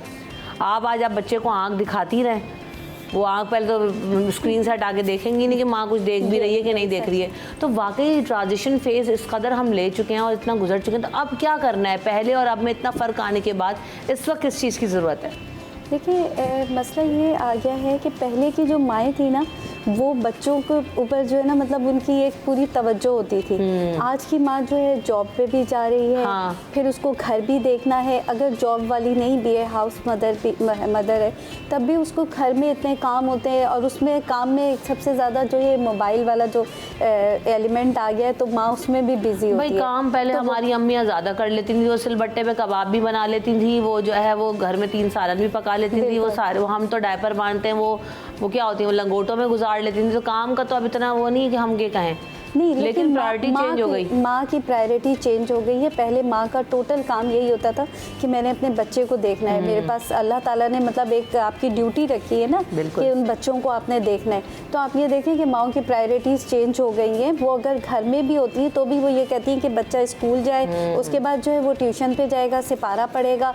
जब वो रात में अगर घर में आता भी है मगरिब के वक्त, तो वो कितना टाइम उसने अपनी माँ के साथ गुजारा, और फिर उसके ऊपर भी ये माँ का था सारा दिन हो गया इनके साथ, मैं खप गई हूँ ना। तो आपने उसके साथ टाइम ही कहाँ गुजारा उस बच्चे के साथ। तो बच्चे की जितनी भी तरबियत हो रही है ना, वो बाहर हो रही है। वो स्कूल में जो देख रहा है दूसरे बच्चों के साथ, बच्चियाँ हैं या बच्चे जो भी हैं, और फिर वो जहाँ अगर ट्यूशन के लिए गए, कोचिंग सेंटर में या किसी के वहाँ पे वो देख रहे, वो वहाँ पे उनकी तरबियत हो रही है। वो माँओं के साथ तो उनका टाइम का पीरियड ही इतना कम हो गया है कि कुछ नहीं। पहले तो ये होता था कि माएँ अगर बच्चे आ गए स्कूल से, घर में सिपारा भी पढ़ा रहे हैं या घर में माँ को टीच कर रही है या कुछ। अब तो टाइम मदर के पास खुद ही नहीं है, वो खुद स्क्रॉलिंग में मसरूफ़ है, या तो बच्चे को भी हाँ ठीक है बेटा बैठ जाओ, या आप भी अगला कुछ लेके टैब बैठ जाए, या उनके हाथ में भी मोबाइल दे। तो इन सारी चीज़ों की वजह से जो है ना हमारे पूरे सोसाइटी का एक वो जो है ना पैटर्न चेंज हो गया। अच्छा, क्या ओवर पैम्परिंग सरवत आपा ये भी बच्चों को बिगाड़ रही है? जैसे अब हम देख रहे हैं ना कि हमारे माँ बाप ने कभी हमें ना भी, कभी क्या अक्सर ही ना किया, कभी दिला दिया कि बेटा चलो तुम्हारे लिए आज ये नया टॉय है या नया कोई ऐसी जोड़ा है, नया कोई फेस्टिवल के अलावा। तो अब हम तो अपने बच्चे को बच्चियों को भी मैंने देखा माँओं के साथ साथ बराबर की तैयारी, बच्चियों से मुराद मेरी वो अंडर 16 की हम बात कर रहे हैं, 16 से ऊपर तो चले, अब तो एडल्ट्स हो गए। तो अब मैं देख रही हूँ बराबर से तैयारी, शॉपिंग में बराबर से चीज़ें ख़रीद रही होती हैं। लाइक मुझे कॉस्मेटिक्स मुझे नहीं पता कि मैंने मीडिया में आने के बाद कॉस्मेटिक ख़रीदा होगा या यूनिवर्सिटी में चलने का लिपस्टिक ख़रीद ली होगी, लेकिन अब मैंने देखा है जब हम स्टोर्स में जाते हैं, ड्रग स्टोर्स में, और नज़र आ रहा होता है तो बराबर से जी कॉस्मेटिक्स भी ख़रीदा जा रहा है, वो उसी बराबरी से जो है वो परफ्यूम्स भी माँ के साथ सिलेक्ट करेंगी, फिर मदर डॉटर के डोज भी, चले वो तो पहले भी चलते थे, अच्छी भी चीज़ है, आप अडॉप्ट करें, कोई मसला नहीं है। लेकिन ओवर पैम्पर हमने बच्चियों को बहुत ज़्यादा कर दिया कि आप समझती हैं या कोई काम को हाथ नहीं लगाएगी कि मेरी बच्ची है, ये क्यों काम करे, ये क्यों उठा के रख कर आए। तो हमारे यहाँ आप समझती हैं कि इस चीज़ का भी जो है वो इम्पैक्ट उल्टा जा रहा है बच्चों के ऊपर? बिल्कुल जा रहा है। और रिमशा आपकी बात बहुत अच्छी है, इसलिए कि अच्छा हमसे जो पहले वाली जनरेशन थी, यानी हमारे वालिदैन वाली जनरेशन थी, उन्होंने अपने बच्चों को बहुत अच्छा पाला, बड़ी अच्छी तरबियत की, और हम ये देखते हैं कि वो बच्चे माशाल्लाह से हर जगह कामयाब व कमरान है। लेकिन आजकल के दौर में जो बच्चे, क्योंकि उनको जिस तरह के आपने कहा कि उनकी हिफाजत बहुत ज़्यादा की जाती है, उनको हर चीज़ दी जाती है, यानी आज बच्चों की नज़र में किसी खाने की वैल्यू नहीं है, किसी कपड़े की वैल्यू नहीं है, किसी चीज़ की वैल्यू नहीं है। हमारी नज़र में हर चीज़ की वैल्यू थी। तो आप तकरीबात में जाने के लिए पूछ लीजिए बच्चों से, मैं लड़कियों की और लड़कों की दोनों की बात कर रही हूँ, अगर कहीं शादी में जाना हो तो आप लड़कियों से पूछ लें, हम नहीं जा रहे हैं, लड़कों से पूछ लीजिए, हम नहीं जा रहे हैं। अच्छा हमारे ज़माने में मैं अपने बच्चों से कहती हूँ कि हमारे ज़माने में वो खाने भी नहीं होते थे जो आज शादियों में खाने होते हैं। हाँ। उतने कपड़े भी नहीं होते जितने तुम लोगों के पास कपड़े, मगर उसके बावजूद कोई शादियों में जाने को तैयार नहीं होता था, और हमसे कोई झूठ पूछ लेता था, हम सच जाने के लिए तैयार हो जाते थे। और हमारे पास कोई ऑप्शन ही नहीं होता था कि नहीं जा रहे, भाई शादी में जाने का मतलब है पूरी फैमिली जाएगी, इसमें कोई ऑप्शन है ही नहीं। हाँ। तो अब बाय चॉइस वही है ना, प्रायोरिटीज़ हमने इतना ओवर पैम्पर कर दिया, बच्चे से हर चीज़ पूछ रहे हैं। अच्छा आप ना पूछो तो भी मसला है, पूछो तो भी मसला है, क्योंकि हर किसी ने अपनी एक बाउंड्री सेट की है। माएँ बच्चियों के कमरे में नॉक करके बगैर घुस नहीं सकती, बुरा मान जाते हैं। इस पर बात कीजिएगा इमरान भाई कि ये फाइन लाइन कैसे सेट होगी कि आपने कितना हद तक उनको बाउंड्री से कूद सकते हैं आप या नहीं कूद सकते, इस पर हम बात करेंगे बट आफ्टर दिस ब्रेक।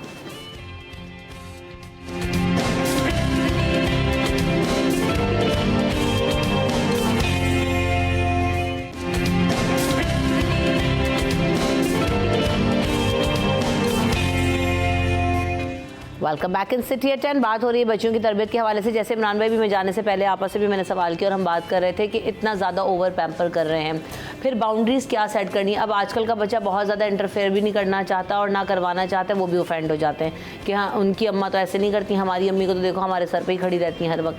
तो एक ये भी मसला है।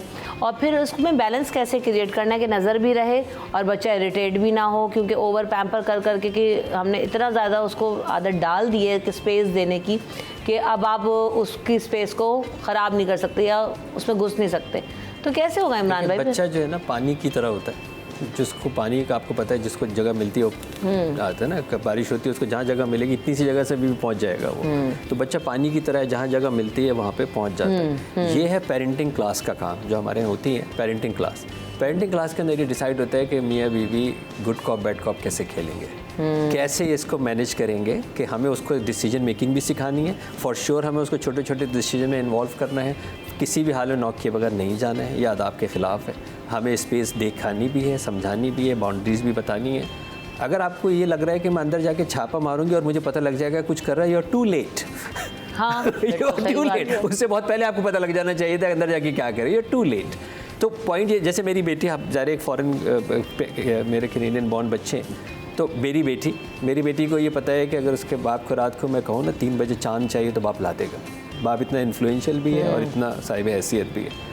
लेकिन एक रूल बड़ा तय है कि बेटी ने मुझे कुछ कहा और मम्मा ने के जेस्चर से पता लग गया कि नहीं चाहिए। तो अब मुझे बेटी को समझाना है कि बेटा मम्मा को मनाना है, बाप बाइख्तियार है लेकिन मनाना उधर है, जाना उधर है। तो अब उसको ये समझ में आ गया कि जी मिल तो मुझे ज़रूर जाएगा, लेकिन अगर मम्मा का ओके नहीं होगा तो बाबा भी हेल्पलेस है। तो इसी तरह कई ऐसे डिसीजन के अंदर, ड्राइविंग का टाइम है उसके अंदर जी उसके बाद रखा जी बाबा को मनाए बगैर ये काम नहीं होगा। तो अब जब ये दो इस तरह खेलते हैं ना बच्चे के साथ, तो बच्चे को वो चीज़ भी मिलती है, कंट्रोल्ड मिलती है, सही टाइम के ऊपर मिलती है। लेकिन जहाँ ये वाली चीज़ टूटती है, अच्छा वहाँ होगा ये कि अगर माँ बाप खुद बिहेव नहीं कर रहे ना, फॉरगेट इट कि आपके बच्चे बिहेव करेंगे, आपको भी बिहेव करना पड़ेगा। अगर डिनर का टाइम के ऊपर लॉ है के फ़ोन नहीं उठ सकता तो वो अम्मा अब्बा का भी नहीं उठ सकता।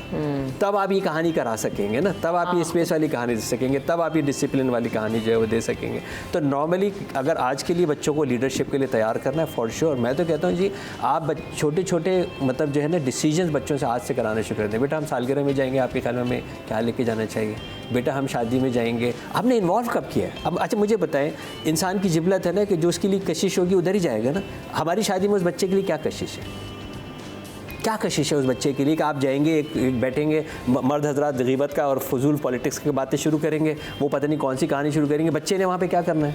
क्यों जाएगा बच्चा? अगर बच्चे ने वहाँ जाके यही खेलना है नहीं तो फिर वो घर पे ही खेल लेगा ना। सवाल ये कि वो घर पे ही जो है वो कर लेगा। इस वक्त जो है वो फुकदान नेमत नहीं कसरत नेमत से परेशान है। इसका मतलब तो ये हुआ कि हम लोग जो है ना वो इंसान को कहते हैं ना सोशल एनिमल है, फिर हम उससे दूर भाग रहे हैं। सोशल मीडिया पे तो हैं लेकिन हमें तो एक्साइटमेंट होती थी कि कज़न्स मिलेंगे, बहन भाई मिलेंगे, उनके बच्चे होंगे, उनके साथ भाग दौड़ होगी और मस्तियाँ करेंगे, तो इसलिए जाया करते थे। अब वाकई वाली बात है कि अब उसमें भी थोड़ी देर बाद सारे बच्चे तो ग्रुप बना के मोबाइल में कुछ लगा के देख रहे होते हैं, तो वो वाली बात आपकी भी ठीक है। अच्छा, सोशल मीडिया का जो है इन्फ्लुएंस आने के बाद हमारा टॉपिक का फोकस भी यही था कि सोशल मीडिया ने बहुत ज़्यादा क्या मुतासर किया है। अब ये जो यंग गर्ल्स को हम देख रहे हैं और जिस तरह की वो वीडियोस बना रही होती हैं, चीज़ें कर रही होती हैं, या ऑनलाइन जिस तरह की हर चीज़ की एक्सेस अवेलेबल है, और फिर वही वाली बात कि माँ बाप का चेक एंड बैलेंस नहीं है कि ये क्या कर रहे हैं क्या नहीं, और खुद ब खुश भी हो रहे होते हैं। हाँ, कि बच्चे ऐसा तो है उस पर। हाँ देखो हमारी बेटी खुद भी दिखा रहे होते। नहीं, ऐसी फजूल वाहियात किस्म की ऐप के ऊपर जो चीज़ अपलोड होती है उसके ऊपर मतलब माँ बाप का खुश होना। सर अब मैं किसी एक प्रोग्राम की बात नहीं कर रहा, कुछ इस तरह के प्रोग्राम ही मैंने जो है वो देखे हैं जहाँ पे इस तरह की ना उसमें। नहीं इस तरह की आवाज़ आती है लड़कियाँ चाहिए लड़कियाँ, और बाप भाई शौहर धक्के दे दे के कह रहे इसको ले लो इसको ले लो। तो फिर आप क्या कह रहे हैं कि उसके बाद उनके बच्चे बिहेव करें? यार हम अच्छा, मेरा ये ख्याल है कि शरबत की बोतल अपने वालिदैन को एज अ रोल मॉडल नज़र आना चाहिए। हुजूर नबी करीम सल्लल्लाहु अलैहि वसल्लम के पास एक औरत अपने बच्चे को लेकर आई, कहा कि या रसूलुल्लाह सल्लल्लाहु अलैहि वसल्लम इसको मना कीजिए ताकि ये मीठा ना खाए।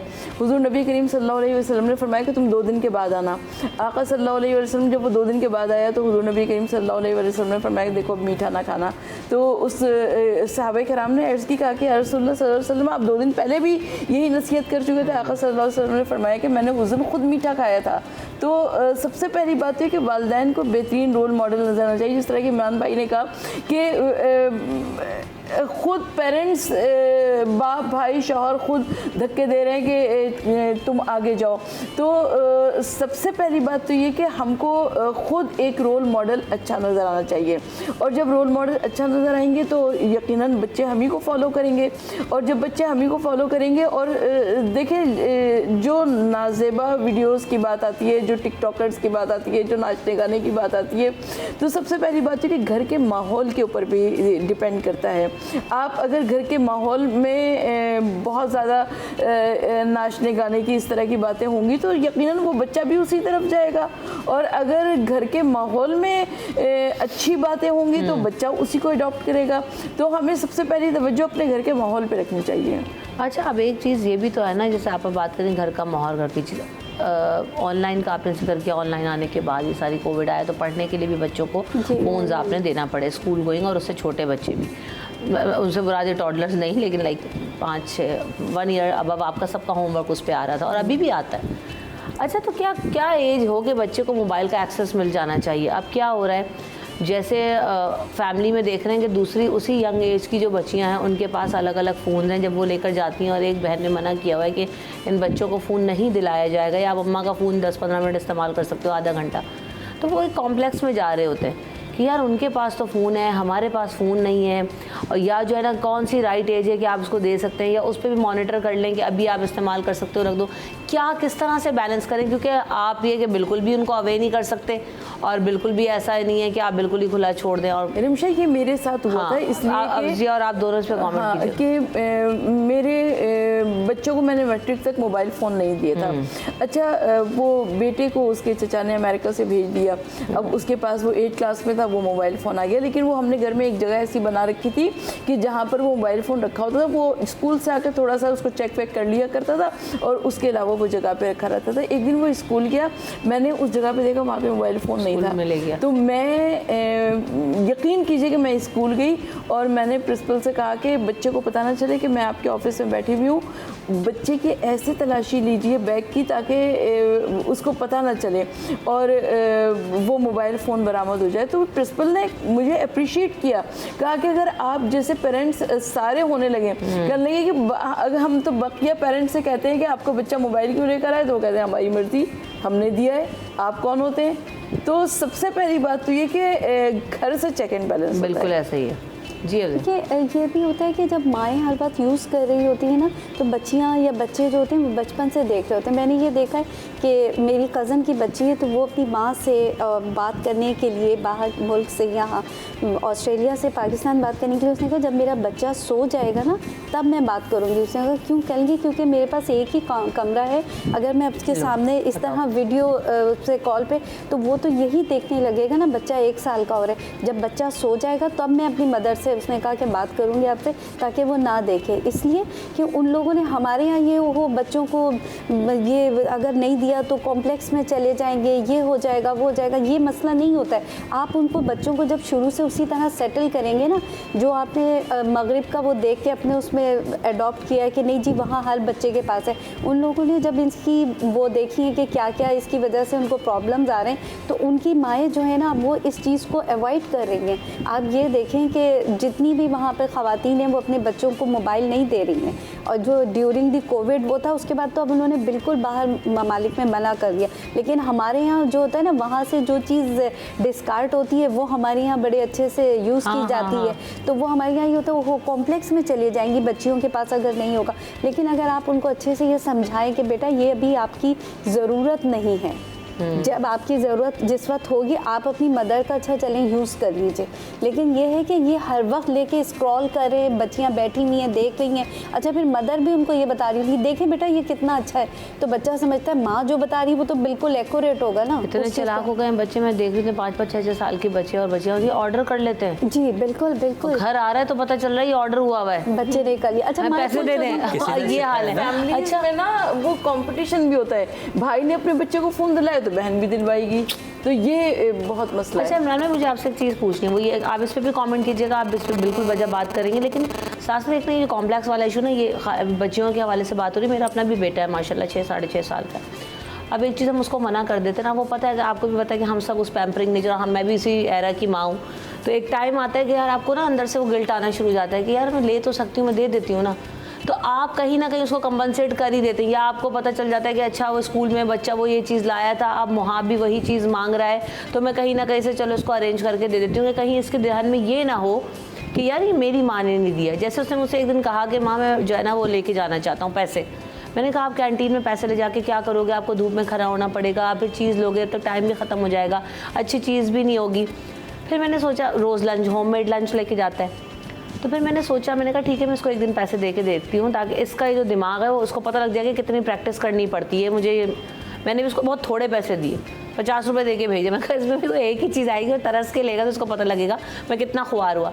अगले दिन से उसने पैसे ले जाने का कोई डिमांड नहीं की, उसको पता था कि एक चिप्स का पैकेट आया और कोई इतनी मेहनत के बाद आया तो कोई फ़ायदा नहीं हो, मैं घर से ले जा सकता हूँ, तो ये चीज़ समझा। लेकिन ये जो मदर गिल्ट है या फादर गिल्ट है या पेरेंट्स गिल्ट है कि बच्चा कॉम्प्लेक्स में जा रहा है, इससे कैसे निमटना है, इसको कैसे केटर करते हैं, इसको कैसे डील करते हैं, इस पर बात करेंगे, बट आफ्टर दिस ब्रेक।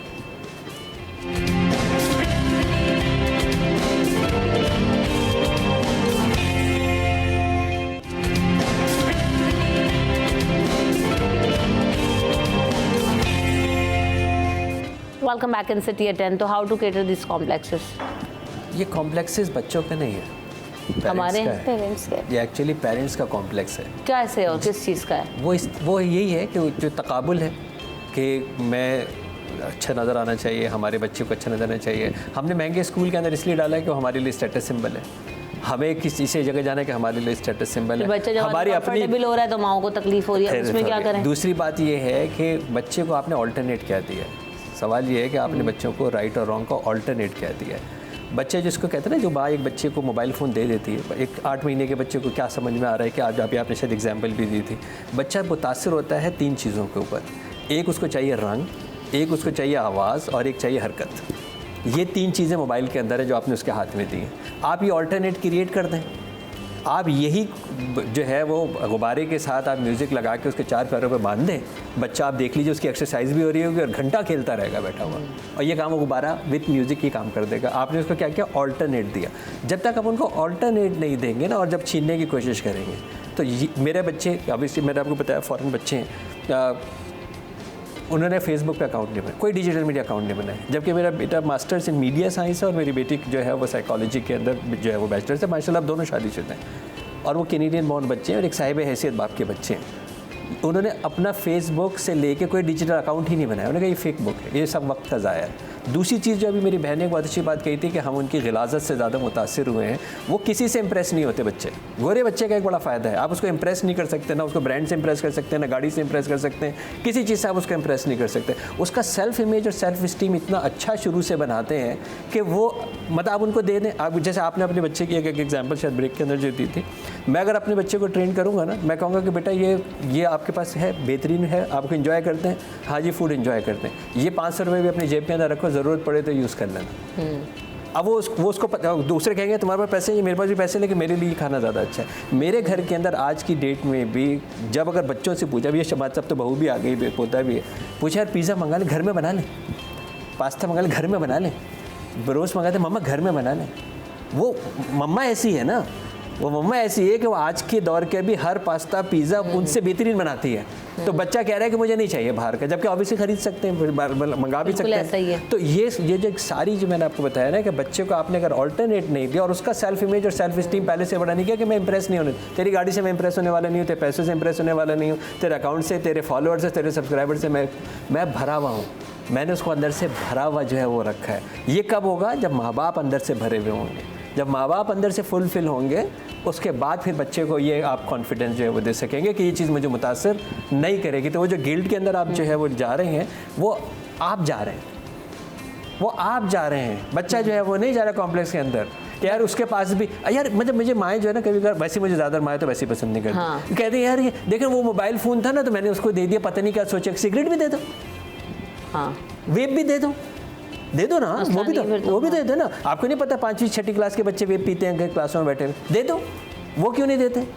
ये इशू है इधर का, इधर डिटर्मिनेशन नहीं है, इधर कॉन्फिडेंस नहीं है, इधर आपको जो है वो मैं अगर कोई चीज़ पहन के जा रहा हूँ और मैं आपकी शख्सियत इतनी बड़ी होनी चाहिए। मैं बड़ी एग्जांपल देता हूँ, अब्दुल सत्तार थी कि कौन सा ब्रांड पहनता था, किसने देखा है कि अब्दुल सत्तार थी क्या पहनेगा? मलमल का कुर्ता पहन के सारी जिंदगी। सवाल ये कि आप इतने बियॉन्ड हो जाएं, आप अपना इतना बिल्ड कर लें कि अब अगर मैं समझता हूँ कि मेरे कपड़े, मेरी घड़ी और मेरा स्टाइल और मेरा फ़ोन से आप मुतासर होंगे, तो आप यकीन माने मेरे अंदर कुछ नहीं है।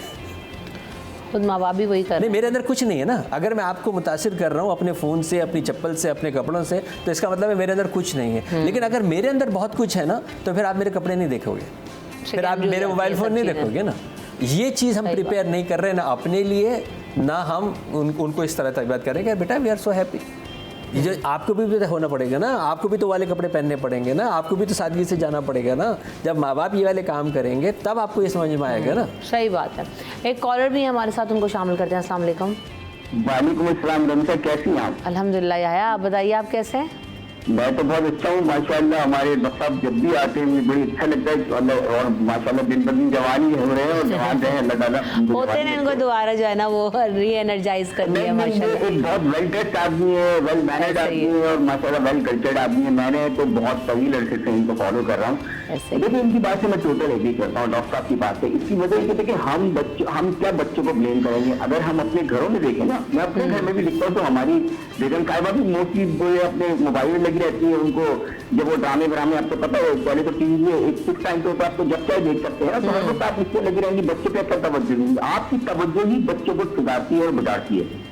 जब हम पानी हमारे हाथ से निकल जाता है ना, तब हम शिकायतें करते हैं। लेकिन मैं यही समझता हूँ डॉक्टर से, बस मेरा एक सवाल ये की बात की जाहिर है सोशल मीडिया ऐसी चीज है कि आप या मोबाइल या एंड्रॉइड फोन इस पर आपकी जरूरत बन चुकी है। डेफिनेटली तो जाहिर आपके स्कूल में भी, इसमें हर जगह आपके, ये वो कौन सा टाइम होता है कि हम उन्हें डिटैच करके थोड़ी देर बैठे कि यार मैं भी डिटैच हूँ, मेरी बीवी भी डिटैच है, सब डिटैच होकर बैठे हैं आपस में कम्युनिकेशन में, गैजेट एक साइड में रखे। What is the way to do this my question. देखिए अभी मेरी बहन ने एग्जाम्पल दी थी रसूल पाक सल्लल्लाहु अलैहि वसल्लम की कि वो बच्चे जो है माँ की नहीं सुनते थे और वो अल्लाह के रसूल की क्यों सुनते थे। वो इसलिए कि वो बच्चों के लेवल के ऊपर आके घुटने चल के कांधों पे बिठा के और फिर उनको बात समझाते थे। जब तक मैं उस लेवल के ऊपर नहीं आऊँगा ना अपने बच्चों के साथ कि मुझे उस लेवल के ऊपर उस बच्चे के साथ कम्युनिकेट करना है, उसी लेवल पे बैठना है, उसी तरीके से मुझे उछल कूद मचाना है। मैं घर के अंदर जब आता था तो हंगामा शुरू होता था, सबसे घर का बिगड़ा हुआ बच्चा मैं हूँ अपने घर का। मेरे बच्चों के सामने हमारे यहाँ कोक एक्सपायर होती है, क्योंकि अगर मेहमान नहीं आए तो एक्सपायर कोई पीता ही नहीं है। हमारे यहाँ चॉकलेट एक्सपायर होती है, कोई खाता ही नहीं। बच्चों की लेवल से कोई खाता ही नहीं है। तो आपने चीज़ें रखी हुई हैं लेकिन आप खुद कॉपी नहीं करेंगे ना, जो आप ही नहीं कर रहे तो वो कॉपी भी नहीं कर रहे। तो जब तक हम बच्चों के लेवल के ऊपर जाके, हमारा सबसे बड़ा प्रॉब्लम पेरेंट्स का ये है कि खुद है 32 साल के, बच्चा है 3 साल का, उसको चाह रहे हैं कि वो 32 साल की बात समझ जाए। जब तक आप 3 साल के नहीं होंगे, जब तक आप उसके लेवल पे नहीं जाएंगे, जब तक आप उसकी दिलचस्पी की बात जो है वो नहीं करेंगे, जब तक आप बच्चे नहीं बनेंगे, जब तक ये काम नहीं होगा। आप देखें टॉम एंड जेरी उनके साथ बैठ के, आपके लिए ज़रूरी है कि आप बैठ के उनके साथ कार्टून देखें और फिर आप ये बताएं कि यार ये क्या चीज़ सही थी और क्या चीज़ गलत थी। आप उनको जब डिस्कार्ड करेंगे वो छुप के देखना शुरू करेगा। आप कह रहे हैं साथ देखते हैं ना, साथ खेलते हैं ना। तो आप जब बच्चों की एक्टिविटी के अंदर आप पहुँच जाएंगे, आप यकीन मानिए बच्चे आपके साथ गुलू हो जाएंगे। उनको पता है एक बार बच्चा मिल गया हमारे जैसा और हमारे ही लेवल के ऊपर कम्युनिकेट कर रहा है, हमारे ऊपर लेवल बात कर रहा है। हमारे पेरेंट्स शर्माते हैं इस बात के ऊपर, हमारे पेरेंट्स बात पे शर्माएंगे। आप अगर बच्चे के साथ इन्वॉल्व नहीं हो रहे ना, अब मैं तो जैसे जैसे मेरी ज़ाहिर अपनी लर्निंग होती चली जा रही है, माशाल्लाह मैंने अपने जो पोता है उसके लिए जो तरबियत है ना उसकी माँ के पेट से शुरू की मैंने। जब वो सिर्फ 4 महीने का माँ के पेट में था वहाँ से मैंने की। और इतना अनडिवाइडेड अटेंशन मांगता है बच्चा। अभी आपने स्मार्टनेस की बात कही थी ना, आज का इतना अनडिवाइडेड मांगता है कि 6 महीने का जब मेरे से जो है वो पी रहा होता है और अगर फ़ोन आ गया और मैंने उठा लिया तो वो इतना शोर मचाना शुरू कर देता है कि अटेंशन क्यों डाइवर्ट हो। ऐसा क्यों आपने किया, राइट। तो आप इससे अंदाज़ा करें कि इतनी अटेंशन चाहिए अब, और इतनी अटेंशन पेरेंट्स को देनी होगी। फिर असल सारे मसाइल तभी हो रहे हैं कि हम लोग अटेंटिव नहीं है बच्चों को लेकर। असल मसला यही हो रहा है। पहली बात तो ये कि यकीन मौकम अमल पे हम मोहब्बत फातह आलम जिहाद ज़िंदगानी में ही ये मर्दों की शमशीरें। तो हमने क्योंकि मोहब्बत देनी छोड़ दी तो इसकी वजह से हमको ये सारे मसाइल नज़र आते हैं। तो अगर आप मोहब्बत दें, सच्ची मोहब्बत दें और बच्चों को घर से बाहर मोहब्बत तलाश करने की ज़रूरत ही ना पेश आए, आप अब खुद इतनी ज़्यादा मोहब्बत दीजिए। भाई चीज़ें देना, अच्छी से अच्छी चीज़ दिलाना, अच्छे से पहलाना खिलाना, इसी को तो हमने मोहब्बत का नाम दिया हुआ है ना। टाइम नहीं दे रहे आप, मोहब्बत को तो इस लिबादे में उड़ा के सब कुछ दे रहे हैं बच्चे को। मोबाइल भी मोहब्बत में ही दे रहे हैं। हमारे यहाँ जब बच्चा छोटा होता है तो उसको माँ बहुत ज़्यादा चूमती चाटती है, सारे घर वाले सब कुछ बहुत करते हैं। उसके बाद जब बच्चा सवालात करने लगता है तो माँ बावजूद इसके कि वो खड़ी रोटी पका रही है, उसी बच्चे के लिए पका रही है, लेकिन वो बच्चा जब सवालात पूछता है तो माँ उसको झिड़क देती है। तो उसको झिड़के नहीं बल्कि उसको उसके जहन की उलझन को दूर कीजिए, उसके सवाल को पूरा कीजिए। तो उसको रूहानी ग़िज़ा अगर देने का इंतज़ाम किया जाए तो ये ज़्यादा बेहतर होगा। तो उसके लिए माँ को इंटरनेट के ऊपर जाके बाकी चीज़ों के साथ साथ जो भी देख रही है ज़रूर देखें। नहीं, सवाल आज के बच्चे के सवाल माँ के पास नहीं है। अच्छा, कभी भी नहीं है। मेरी माँ जो है वो कभी स्कूल नहीं गई, मेरा बाप स्कूल नहीं गया। मैं सिलिकॉन वैली में पढ़ाता हूँ और उन्हीं की तरबियत का एहसान है। वो मैं जब सवाल पूछता था तो मेरी माँ के पास जवाब नहीं होता था, बल्कि जब मैं बहुत सवाल पूछता था कहती तेरा तो दिमागी कुत्ते का है। लेकिन अब क्या था, अब आपको जब वो सवाल पूछेगा ना तो आपको इंटरनेट पे जाना होगा, सर्च करना होगा, किसी से पूछना होगा और बच्चे को जवाब देना होगा, बताना होगा। बिल्कुल जी। अगर आप ये काम नहीं करेंगे तो बच्चा किसी और से पूछेगा और फिर वो उसको वो जवाब नहीं देगा जो उसके लिए सही है। एक्चुअली मटेरियलिस्टिक हो गए हम लोग। ये जो सारी मोहब्बत आप कह रही ना बच्चों को जो दे रहे, वो ये कि बहुत अच्छा स्कूल दिला रहे हैं, मैचिंग के कपड़े दिला रहे हैं, बहुत अच्छा बैग बच्चे के पास, वो ये सब चीज़ें हों, लेकिन आपने उसको मोहब्बत या जो एक उसके साथ आपका टाइम का इफेक्शन का वो है ना पहलू, वो आप नज़रअंदाज कर देते। फिर क्या होता है, वही बच्चे बड़े होने के बाद यही समझते हैं कि पेरेंट्स को भी वही चीज़ रिटर्न करते हैं। वो कहते हैं ठीक है ये पैसे हैं, ये नौकर है, ये सब चीज़ है। फिर वो कहते हैं ये बच्चे तो हमसे मोहब्बत नहीं कर रहे, हमें टाइम नहीं दे रहे, क्योंकि आपने उनके साथ टाइम नहीं किया। अच्छा, अब मोहब्बत में भी क्या हुआ है, जो मटीरियलिस्टिक मोहब्बत आपने थमा दी, उससे आपके पास चीज़ें तो सब आ गई, एक्सेस भी और आसान हो गया, हर चीज़ का एक्सपोजर भी बहुत आसान हो गया। फिर क्या हो रहा है, मैं हैरान हो जाती हूँ कि ये 6ठी 7वीं जमात की जो लड़कियाँ हैं, छोटी बच्चियाँ हैं, वो मोहब्बतें कर रही हैं। बिल्कुल ऑनलाइन और क्यों कर रही हैं? वही व्हाट्सएप पे, फेसबुक पे दोस्तियाँ, और स्कूल में दोस्तियाँ हो रही हैं, कहीं कहीं पे भी हो रही हैं। तो उसको बड़ा नॉर्मलाइज कर, क्यों? क्योंकि अब वो अटेंशन उनको वहाँ से मिल रही है।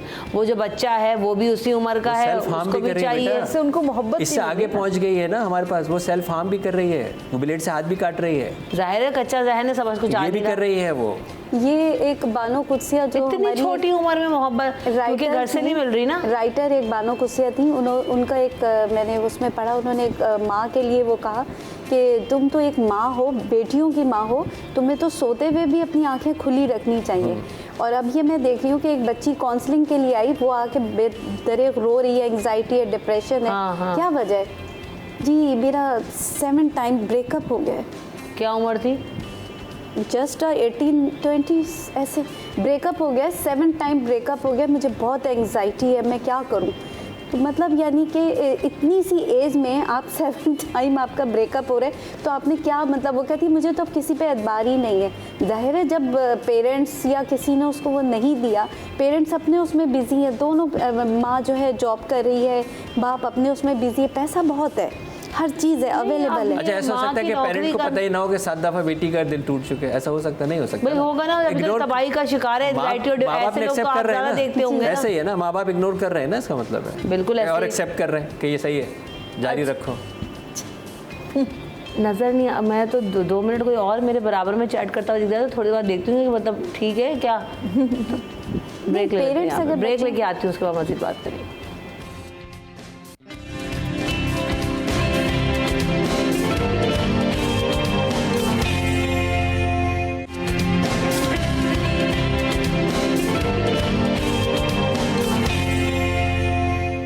Welcome back in city at 10। बात हो रही थी जी वक्त देने के हवाले से, और फिर हम तो यही समझ रहे हैं कि जब तक नज़रें हों और कड़ी हों तो ये बहुत ज़्यादा ज़रूरी हैं। आप ज़रूरी नहीं है कि बहुत ज़्यादा डांट डपट करें तभी जो है वो चीज़ें कंट्रोल में आ जाती हैं, क्योंकि आजकल एक और बीच में कहीं वो बात रह गई, अभी मुझे याद आ गई ब्रेक से आने के बाद। हमारे ना ये बच्चियों की तरबियत के हवाले से पहले होता था कि हम स्कूल से आते भी थे ना, तो मैं बहुत छोटी होती थी, तो हम 3 बहनें माशाल्लाह, तो बड़ी वाली बहनों में एक की जी सफाई की जिम्मेदारी, एक अम्मी के साथ हेल्प करेगी, खाना बनवाएगी, और एक जो है मैं बहुत छोटी थी तो अम्मी मुझे डस्टिंग का कपड़ा पकड़ा देती थी और स्कूल से आती कि अब तुम जो है तुम्हारा काम ही तुम ये करो, फिर हम सब खाना खाएंगे।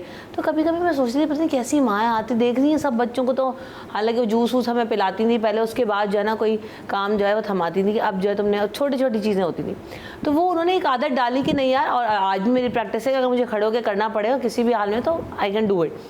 तो बात ये कि अब हम लोग बच्चियों को उस तरह से ट्रेन भी नहीं कर रहे हैं। हम जैसे बच्चियों की तरबियत के हवाले से बात हो रही, तो एक पहलू ये भी तो है कि माएँ नहीं पानी का गिलास मंगा ली, 2 दफ़ा आप पानी मंगा ले तो तीसरी बार उसकी माँ देख लेगी कि क्यों मंगा लिया मेरी बेटी से पानी तीसरी दफ़ा। तो और ख़ुद भी नहीं चाहती कि बच्चियाँ माँ कहें नहीं बेटा तुम रहने दो, तुम तो अभी कॉलेज से थकी हुई आई हो, तुम तो अभी फलाने से आई, तुम कैसे करोगी। तो हमने ट्रेन भी उस तरह से हम काम करने के लिए, और अगले घर में हम चाहते हैं जाके वो फुल 100% परफॉर्मेंस दे दें। कैसे होगा? आपकी बहू की हैसियत से आ रही हैं तो वो ये होता है कि ये लड़की पढ़ कर आ रही है, आप अपनी बच्चियों के लिए नहीं करते, बहू के लिए होता है ये आ रही है तो वो इसको बिल्कुल ट्रेंड होना चाहिए, क्योंकि बहू तो एक सांचे में ढल कर आ रही है ना कि वो उसके में। लेकिन एक चीज़ मेरे जहन में ये आती है कि जैसे होता है शादी हो रही है, बच्चियों के लिए होता है आप पार्लर जाएँ, ये चीज़ लें, वो चीज़ लें, मतलब बड़ी तैयारियाँ हो रही होती हैं। तो उससे पहले क्यों नहीं एक लड़का या लड़की के लिए कोई पेरेंटिंग की क्लास हो, कि जैसे आप और चीज़ों के लिए तैयारी करें शादी से पहले, उससे पहले ऐसा हो कि कोई NGOs या जहाँ पर भी प्री मैरिज काउंसलिंग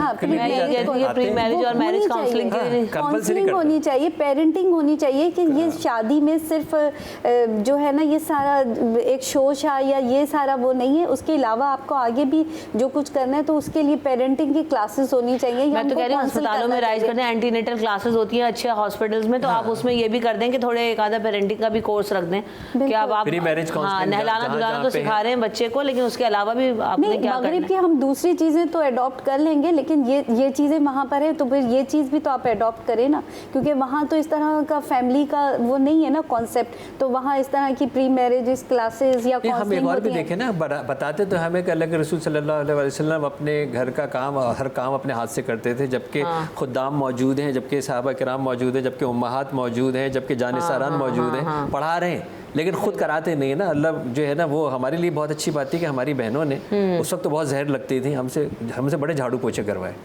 तो क्यों करवा दी, सही बात है। हाँ, अब उस वक्त तो बहुत जहर लगता था ना, खेलने का टाइम हो इसको और आप कह रहे हैं घर का झाड़ू पोछा लड़के करके जाएंगे। आप नहीं, बारियां लगती थी इसी तरह, झाड़ू पोछे घर के जो है वो करवाते थे। लेकिन उस कम से कम आज ये फायदा होगा कि आज हम कोई काम करने में नहीं शर्माते, और अपने घर का हर काम आज सब होने के बावजूद भी अपने घर का काम अपने हाथ से कर लेते हैं। अब वही वाली बातें चीज़ें करी तो मैं देख रही हूँ ना, अब ये बातें हो रही हैं तो याद, वरना वैसे तो याद नहीं आ रहा होता कि अम्मी ने क्या क्या कर दिया। तो आपको अंदाज़ा हो रहा है कि जो करना था वो आज कितना काम आ रहा है। वाल्ला की ये भी एक प्रैक्टिस थी, मैंने मैट्रिक किया तो फौरी तौर पर उन्होंने ना मुझे कहा कि तुम्हें सिलाई भी सीखनी है, तुम्हें एक और जो है वो भी, कुकिंग पे तो खैर इतना कोई फोकस नहीं था, लेकिन वो कहते सिलाई कढ़ाई जरूर करा देते। मैंने कहा मुझे नहीं करना, मैं नहीं करना चाहती ना, मैं ज़िंदगी में कभी करूँगा, मेरे पीछे पड़ गई, मुझे क्यों भेजना चाहती।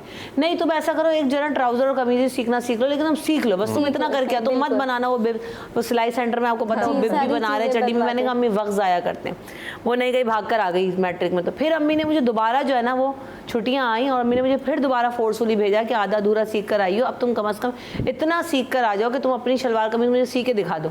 और जिद पकड़ ली उन्होंने और करवा के दम लिया। खैर आज मैं ना भी सी हूँ, लेकिन आपा अगर कोई मुश्किल हालात हो ना, मुझे कपड़े सीना पड़े तो कपड़े एडजस्ट ही करने हो आता है कि मैं कर सकती हूँ। तो अब मैं सोचती हूँ कि वो मुझे स्किल सिखाना चाहती थी ज़बरदस्ती करके कि नहीं यार तुमने करना ही करना है। तो अब हम अभी तो अब आप मैट्रिक के बच्चों को या तो अंग्रेज़ी सिखाने भेज रहे होते हैं, बहुत ही आपने कर लिया, सब चीज़ें सिखाएं। अंग्रेज़ी भी हमने सीखी, हमने ग्राफिक्स के कोर्सेज़ भी किए, कंप्यूटर भी सीखा, उस वक्त तो बेसिक माइक्रोसॉफ्ट के कोर्सेज़ आते थे, लेकिन ये चीज़ें हमने छोड़ी नहीं कि तुमने करना है तो करना है। अभी फोकस नहीं है सिलाई तो, अब टेलर के अलावा अब कितनी लड़कियों को आप देखती हैं। कहती हूँ कि हमारे ज़माने में एक बड़ा अच्छा मुहावरा बोला जाता था कि खिलाओ सोने का निवाला देखो शेर की निगाह से। तो वो निगाह जो है ना वो थोड़ी इधर उधर हो गई है। तो हमने सोने का निवाला तो जारी रखा, लेकिन शेर की निगाह को हमने छोड़ दिया। रिवायत ये कहती है कि हुजूर नबी करीम सल्लल्लाहु अलैहि वसल्लम के पास एक सहाबी आया और हुजूर नबी करीम सल्लल्लाहु अलैहि वसल्लम के एक जानू पर उनके नवासे इमाम हुसैन अलैहिस्सलाम बैठे हुए थे और एक नवासे पर आपके फर्जंद बैठे हुए थे। और हुजूर नबी करीम सल्लल्लाहु अलैहि वसल्लम कभी अपने बेटे को बोसा देते हैं, कभी अपने नवासे को बोसा देते हैं। तो वो सहाबी कहने लगा कि या रसूलुल्लाह सल्लल्लाहु अलैहि वसल्लम मेरे कई बच्चे हैं, लेकिन मैंने कभी भी अपने बच्चों को इस तरीके से बोसा नहीं दिया। हुजूर नबी करीम सल्लल्लाहु अलैहि वसल्लम ने फरमाया कि तुमने जन्नत की खुशबू नहीं सूंघ सकते, यानी अपने बच्चे को अपना लम्स दीजिए, अपनी मोहब्बत से नवाजिए, अपने बच्चे को इस तरह से अपने गिर्द इन्वॉल्व रखिए कि आपका बच्चा आपकी मौजूदगी को समझे। बिल्कुल ऐसा ही है। ये जो आप बात करें यहाँ पर दीन में और नबी पाक सल्लल्लाहु अलैहि वसल्लम ने कितने टाइम पहले बता दिया, आज साइंस रिसर्च करके कह रही है कि जो है ना ये लम्स बच्चे के लिए कितना इंपॉर्टेंट है। ये तो एक पूरा टॉपिक है इमरान भाई, किसी दिन और दिन करेंगे कि बच्चे के लिए लम्स। आप किसी बीमार आदमी का हाथ पकड़ लें, एनर्जाइज हो जाता है। ये करेंगे किसी दिन हम लोग ना। हुजूर नबी करीम सल्लल्लाहु अलैहि वसल्लम ने इरशाद फरमाया कि जो अपने बच्चे को एक बोसा देता है उसका जन्नत में एक घर मिलता है। तो इतनी बड़ी बड़ी बातें हमारे दीन इस्लाम ने हमको सिखाई हैं, हम क्यों दीन इस्लाम से दूर हो गए? बिल्कुल ऐसा ही है। दीन भी उसको मुंह से पान बीड़ी मावा भी तो निकालना पड़ेगा ना बोसा देने से पहले। फादर को करके तो जवाब देते हैं। हाँ।